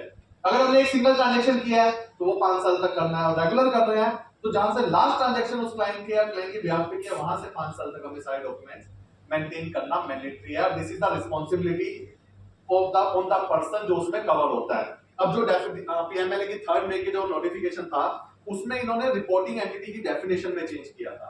रिपोर्टिंग एंटिटी में इन्होंने लिखा था कि पर्संस इंक्लूड, तो जो पर्सन की डेफिनेशन थी section 2 subsection 1 clause S A and W, उसमें था, उस पर्संस में इन्होंने प्रैक्टिसिंग प्रोफेशनल को ऐड ऑन किया है। तो जो पर्सन रिपोर्टिंग एंटिटी में फॉल करता है, हमसे पहले भी देयर आर ऑलरेडी 10 और 12 टाइप ऑफ पर्सन जो रिपोर्टिंग एंटिटी में फॉल करते हैं, like bank, financial institution, NBFC, they are always in the reporting entity of the PMLA guidelines. मतलब वो हमेशा के लिए, वो तो स्टार्टिंग में से होती है रिपोर्टिंग एंटिटी की डेफिनेशन। तो जो पर्सन रिपोर्टिंग एंटिटी में फॉल करता है उसको ट्रांजैक्शंस के डॉक्यूमेंट मेंटेन करने हैं 5 ईयर फ्रॉम द ट्रांजैक्शन। अगर सिंगल ट्रांजैक्शन था और कंटिन्यू ट्रांजैक्शंस करते हो तो 5 year from the last transaction you have done with that client, तो ये पीएमएलए में कवर होगा। अब मैं वापस आता हूं इनकॉर्पोरेशन पे। अब जब फर्स्ट एंड 3rd मे को नोटिफिकेशन आया ना, there was so many confusion कि इनकॉर्पोरेशन जैसी चीजें होगी या नहीं होगी। फिर 9th मे को दोबारा क्लैरिफिकेशन आया, 9th मे 2023 को विद इन अ वीक एक और क्लैरिफिकेशन आया। उसमें उन्होंने मेंशन किया कुछ ट्रांजैक्शन जो डायरेक्टली इन्वॉल्व भी हो रहे हैं और कुछ ट्रांजैक्शन जो एग्जम्प्टेड है। एग्जम्प्टेड में एक उन्होंने लिखा, अगर कोई प्रोफेशनल कंपनी के बिहाफ पे इनकॉर्पोरेशन फॉर्म में डिक्लेरेशन देता है, तो लाइक हम मेमोरेंडम का सब्सक्राइब कर रहे हैं, हम फॉर्म में डिक्लेरेशन में साइन कर रहे हैं, तो वो इनकॉर्पोरेशन कवर नहीं होगा। 9th मे की ट्रांजैक्शन में उन्होंने ये बहुत स्पेसिफिकली क्लियर कर दिया। आप कंपनी के बिहाफ पे कोई ट्रांजैक्शन कर रहे हो, जैसे कंपनी कोई प्रॉपर्टी लीज पे ले रही है, रेंट पे ले रही है, तो वो चीजें कवर नहीं होगी। जो पहले इंटरप्रिटेशन आ रही थी कवर होगी। बट अब इन्होंने कुछ कुछ चीजों पर क्लैरिफाई किया है। You are acting as a agent for the incorporation of companies और एलएलपी। अब यहाँ पे एजेंट एज अ क्या मतलब है, इसमें मैं एग्जांपल देता हूँ। एज अ एजेंट, अब जैसे जनरली क्या होता है फॉरेन ट्रांजैक्शन, फॉरेन क्लाइंट्स के केस में होता है। फॉरेन क्लाइंट्स के केस में जब कंपनीज इनकॉर्पोरेट होती है तो बहुत बार वी हैव सीन की प्रोफेशनल इन्वॉल्व होते हैं, प्रोफेशनल के अकाउंट में शेयर कैपिटल आ जाती है, प्रोफेशनली यहाँ पे उनको डायरेक्टर मैनेज करके दे रहा है, प्रोफेशनली यहाँ पे उनको एड्रेस मैनेज करके दे रहा है, that is covered under the as a agent for the incorporation. अगर आप ये सर्विस दे रहे हो इनकॉर्पोरेशन के लिए, it is covered under the PML guidelines. पर आप सिंपल इनकॉर्पोरेशन डॉक्यूमेंट, चलो जो एक दो डॉक्यूमेंट बनते हैं आज के डेट में तो बनते भी नहीं है, सब अटैचमेंट हट गई है, आप जो डिक्लेरेशन दे रहे हो, सर्टिफिकेशन दे रहे हो, वो पीएमएलए में कवर नहीं है। But if you are acting as a agent for the incorporation, जैसे मैंने बताया all this services you are giving, then you are covering under the PMLA guidelines. दूसरा चीज जो इन्होंने स्पेसिफिकली लिखा 9th में के नोटिफिकेशन में, many time we have seen कि professional are giving their address as a incorporated office of the company, this is covered under PMLA. ये ट्रांजैक्शन उन्होंने स्पेसिफिकली वहां लिख दिया है कि ये पीएमएलए में कवर्ड है। So financial transactions are there, उसके साथ उन्होंने yes sir please virtual office का जो कांसेप्ट पहले जो सिंगल, चलो sir virtual office is today also there. Virtual office में क्या, जैसे मैंने अभी बोला एग्जम्पशन में उन्होंने लिखा प्रॉपर आपने रेंट पे लिया है, रेंट एग्रीमेंट एंटर हुआ है, प्रॉपर रेंट एग्रीमेंट में आपके पास पावर्स है कि आपको ये डॉक्यूमेंट कंपनी के वहां पे मेंटेन होंगे, कंपनी का बोर्ड लगेगा, वो रेंट एग्रीमेंट आप वर्चुअल ऑफिस में करते हो तो वो अलाउड है। मैं बताता हूँ उसमें क्या है। जैसे गुड़गांव में बहुत लोग ऐसे बैठे हैं एडवोकेट्स, हाँ। वो क्या करते हैं जीएसटी में अमेज़न पे के लिए रजिस्ट्रेशन की रिक्वायरमेंट, वो प्रोफेशनल चार्ज का बिल देते हैं 2000 रुपये महीने का, हाँ। और उसके एड्रेस पर 120, 150, 200, हाँ, this is covered under the PM, है जी। ये कवर्ड है। जो आप बोल रहे हो प्रैक्टिकली मैं यही एग्जांपल देना चाहता कि ये कवर्ड है। सर एक बार दोबारा से बताना क्या होता कि है? सर ने बोला कि बहुत सारे प्रोफेशनल एडवोकेट्स या अदर प्रोफेशनल एनी पर्सन हमने देखा है, अभी हम प्रैक्टिसिंग की बात ही कर सकते हैं, कि जिन्होंने अपने एड्रेस को कंपनी को रजिस्टर ऑफिस दिया हुआ है और उसके लिए मंथली कुछ फीस चार्ज कर रहे हैं, ऐसा प्रोफेशनल फीस हम चार्ज कर रहे हैं, बट रजिस्टर ऑफिस पे वो एक मतलब होता है छोटी सी रूम ही है, बट 100 कंपनी को हमने चढ़ा रखा है, तो वो पीएमएलए में कवर है। स्पेसिफिकली 9th में के नोटिफिकेशन का इंटरप्रिटेशन यही है। बट हाँ, आज मैंने कोई प्रॉपर्टी दी, मैंने किसी को लीज पे दी, प्रॉपर रेंट पे दी, प्रॉपर रेंट एग्रीमेंट है, उस रेंट एग्रीमेंट में ये है कि कंपनी के बुक्स ऑफ अकाउंट्स यहाँ मेंटेन होंगे, कंपनी का बोर्ड लगेगा, सब कुछ है, तो it is not under the PMLA. ये उन्होंने एग्जम्पशन में मेंशन भी किया है। तो दिस टाइप ऑफ ट्रांजैक्शन हमें, जैसे अब डायरेक्टर मैनेजमेंट, उन्होंने बोला आप फॉरेन क्लाइंट्स के ब्याह पे यहाँ डायरेक्टर्स अपॉइंट कर देते हो, हम ये पर्सन ढूंढ रहे हैं, हम ये अपॉइंट कर रहे हैं, दिस इज अंडर पीएमएलए। तो बहुत सारी ऐसी चीजें आप यस सर। बट जैसे अब किसी का क्वेश्चन था अभी लास्ट सेमिनार में, वैसे किसी ने पूछा हम आरओसी की रिटर्न सर्टिफाई कर रहे हैं, प्रैक्टिकली ये सर्टिफिकेशन तो आपको लो किसी लो की रिक्वायरमेंट है ना, उस लो की रिक्वायरमेंट में हम सर्टिफाई कर रहे हैं। आज आरओसी का फॉर्म सर्टिफाई करते हैं तो नीचे लिखा है ना हम certify to certify this form, law की रिक्वायरमेंट है, तो वो प्रैक्टिकली पीएमएलए में नहीं जाएगा। तो सर जैसे इनकॉर्पोरेशन होता है वो भी इसी तरीके का? हाँ, तो मैंने बोला ना इनकॉर्पोरेशन में जो आप सर्टिफिकेशन डिक्लेरेशन दे रहे हो उसको स्पेसिफिकली एग्जाम किया है, इन्होंने लिख के किया है। उस केस में अगर बाद में कोई कंपनी वो फ्रॉड या कुछ हाँ। ऐसी मनी लॉन्ड्रिंग में चली जाती है तो जिसने इनकॉर्पोरेट करा है उसको, हाँ, अब देखो उसमें क्या होता है, इसमें देखो क्या है कि डेफिनेटली आप फोन नहीं करते, बट कुछ चीजें हमें ध्यान रखनी है। अभी चाइनीज कंपनी का केस ही सबने देखे थे पीछे, चाइनीज कंपनी के केस में क्या था, डायरेक्टर तो ट्रेसेबल नहीं थे, प्रोफेशनल्स को उन्होंने बुलाया था, प्रोफेशनल को नोटिस गए थे। अब इशू क्या था, अगर आप उन नोटिस को एनालाइज करोगे ना, आई हैव एनालाइज, मैंने 3-4 केसेस किसी प्रोफेशनल के बिहाफ पे अटेंड किए थे, उन प्रोफेशनल ने मिस्टेक्स क्या की हुई थी, कंपनी की ईमेल आईडी की जगह अपनी ईमेल आईडी दी हुई है, डायरेक्टर के पास एड्रेस नहीं है, अपने एड्रेस पे डिन नंबर ले रखा है, तो दोस्त वाज द मिस्टेक्स। अब जैसे अब जो मैंने आपने एग्जांपल दिया, हमने प्रॉपर अपने कंपनी ने तो अकाउंट तक भी नहीं खुले थे बैंक। हाँ, I am just coming sir उस पे कि अब जैसे आपका क्वेश्चन था कि हमने तो सर्टिफाई किया है, उसके बाद हमने कोई सर्विसेज नहीं दी, और जहां पे सर्टिफाई किया इनकॉर्पोरेशन ओके था, फ्यूचर में वो कोई ट्रांजैक्शन कर लेता मनी लॉन्ड्रिंग, तो देखो उसमें क्या है। अब देखो एज अ प्रोफेशनल मैं बोलता हूँ, आपके ऊपर आईसीएआई की गाइडलाइंस लग जाती है, एमसीए की कंपनी लॉ लग गया, इनकॉर्पोरेशन कर रहे हैं, उनके अकॉर्डिंग जो भी लॉ क्या बोलता है इनकॉर्पोरेशन में कि आपने जो भी डॉक्यूमेंट सर्टिफाई किया उनकी एक कॉपी आपके पास आपके रिकॉर्ड में होनी चाहिए, तो वो आपके पास है, और फ्यूचर में वो कर भी लेते तो आप नहीं फंसोगे। सर फंस गए हैं ना सर? नहीं फंस रहे ना, वो जो चाइनीज कंपनी के केसेस में मैं बता रहा हूँ, तो वहां पे उन्होंने अपने एड्रेसेस दे रखे हैं, उन्होंने, अब देखो मैं उसमें 2-3 चीजें बताता हूँ। इनकॉर्पोरेशन पर जो आप बता रहे हो, इनकॉर्पोरेशन का फॉर्म कोई भी सर्टिफाई करता है, उसमें नीचे एक लाइन लिखी है कि I have personally visit the registered office of the company. कितने करते कौन से फॉर्म में है बता रहा हूँ? स्पाइस पार्ट में पार्ट बी में क्योंकि एड्रेस तो वही डालता ना रजिस्टर ऑफिस का। तो मैं इतना एग्जैक्टली नहीं ध्यान ये गलत चीज है ना, यही तो गलत चीज है कि अब जो हम बोलते हैं कि फंसते हैं, हम क्यों फंसते हैं? फॉर्म में जहां बीएससी लगा रहे हैं हम खुद टिक मार्क कर रहे हैं उसके ऊपर कि I have personally visit the registered office of the company, और जब इंस्पेक्शन होती है वहां पे कोई ऑफिस ही नहीं है। There was a case in 2012 और 13, मेरे को आरोसी याद नहीं आ रहा, कंपनी ने इंस्पेक्शन किया, जो उस टाइम तो बिल भी नहीं चाहिए होते थे, 1956 एक्ट में रजिस्टर्ड ऑफिस दिखा देते थे। रजिस्टर्ड ऑफिस का address was a public toilet address जो कंपनी इनकॉर्पोरेट की हुई थी, क्योंकि उस टाइम तो बिल भी नहीं जाता था। तो इस चक्कर में तो यहाँ पे लेके आए कि personally visit the registered office, पर हम तो डायरेक्टली सर्टिफाई कर रहे हैं। नहीं, हम बात करना चाह रहे हैं कि जिसमें सब कुछ हो गया है, हाँ। बाद में समझिए तो जिस तरह की एंटी करते हैं, इसकी वजह से प्रॉब्लम हुआ। ठीक है, अब क्या वो इंकॉर्पोरेट करने वाले जिसने विटनेस हाँ। किए हैं, बिल्कुल नहीं। सिंपल है ना। ठीक है, नोटिस देखो, नोटिस डिपार्टमेंट दे सकता है, हम अपना जस्टिफिकेशन में रिप्लाई नहीं रखते। जैसा चाइनीज कंपनी का भी मैं बता रहा हूँ, I have personally handled 2-3 cases. अब उसमें से 2 केसेस में तो गलती प्रोफेशनल की क्या थी कि उसने अपने एड्रेस अपनी मेल आईडी दी, बस एक केस में कुछ भी नहीं था, प्रॉपर जेन्युइन था, तो रिप्लाई दिया और उसके बाद सेटिस्फाइड ठीक है, आपको रिप्लाई देना, आपने रिप्लाई दे दिया, नाउंसी। तो अल्टीमेटली क्या है, जहां पे हमारी गलती है वहां हम पकड़े जाएंगे, जहां गलती नहीं है तो लॉ में कहीं रिस्ट्रिक्शन बढ़ने से हमारे ऊपर इश्यूज नहीं है। हमारे ऊपर इश्यूज क्या है जहां पे मिस्टेक्स है। Yes sir. चाइनीज वाले में क्या हुआ कि जैसे कुछ कंपनीज में बैंक अकाउंट का नहीं खुले, ठीक है, सीएस को उठा ले गए वो, नहीं वो नोटिस ही आया, मैं बता रहा हूँ, मैं तो खुद ने लोगों के ब्याह पे केस अटेंड किए हैं। बैंक अकाउंट का नहीं खुला, मतलब इनिशियल कंट्रीब्यूशन भी नहीं आया, हाँ। सीए को सभी उठा लेते।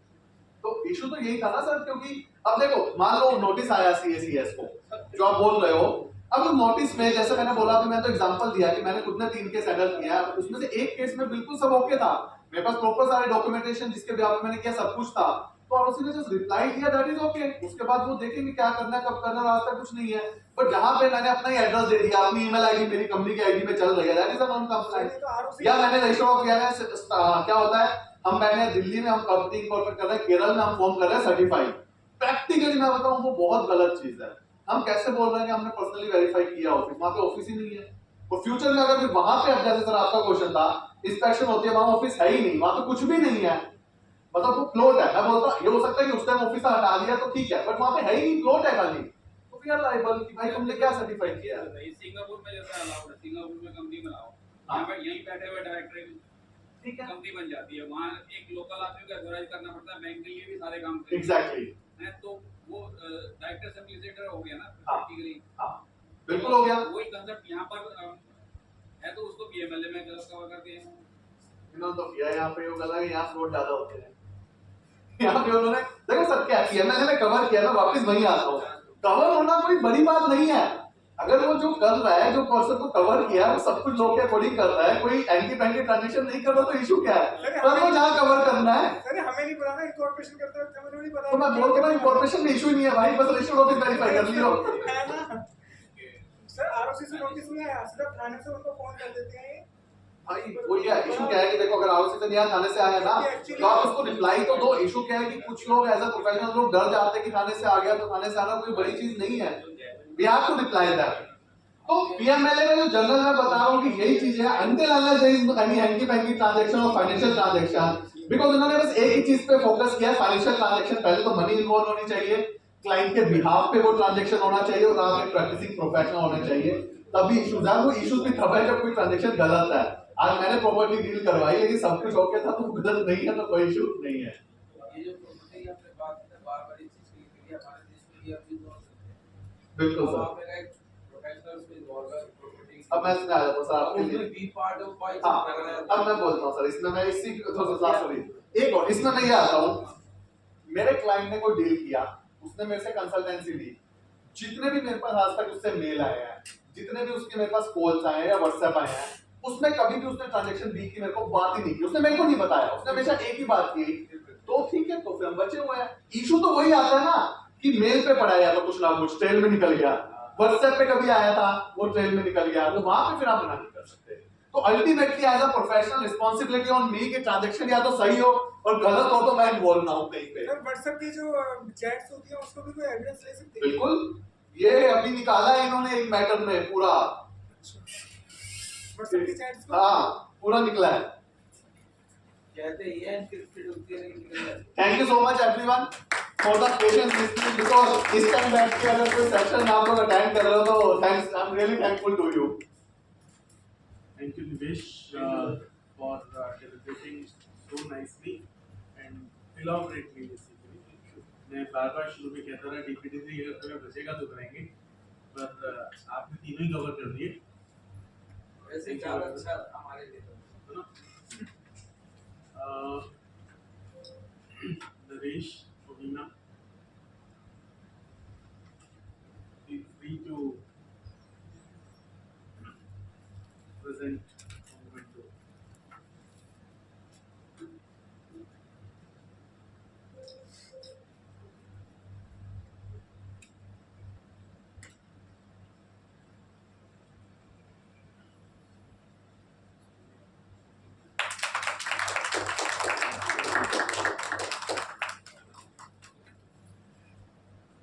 Okay, thank you. अब उसका डिनर करते हैं, डिस्कस होते हैं. नेक्स्ट जो पोस्ट सेमिनार है वो सेकेंड सैटरडे के लिए कर रहा हूँ और बाकी इन्फॉर्मेशन आपको आ जाएगी.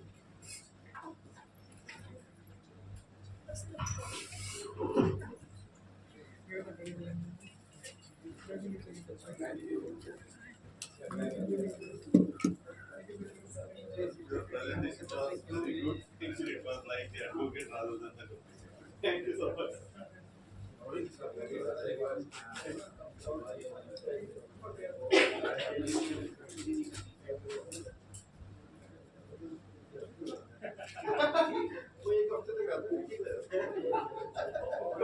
जिसने एक नोटिस आगे वो हमेशा ये बातें हैं. इसीलिए मैंने ऑडिट छोड़ने वाली है. मैंने ऑडिट छोड़ दिया. छोड़ने वाली है. पर सर क्या होता है, देखो ऑडिट छोड़ना is a thing, but client के लिए भी हमें रिस्पांसिबल है ना. आज हम जिसको कंसल्ट करते हैं मुंह छुपा के भाग लो, मुंह छुपा के भाग लो, कब तक कुछ तो करोगे. एक बार एक तो शुरू किया. एक चीज रही, आप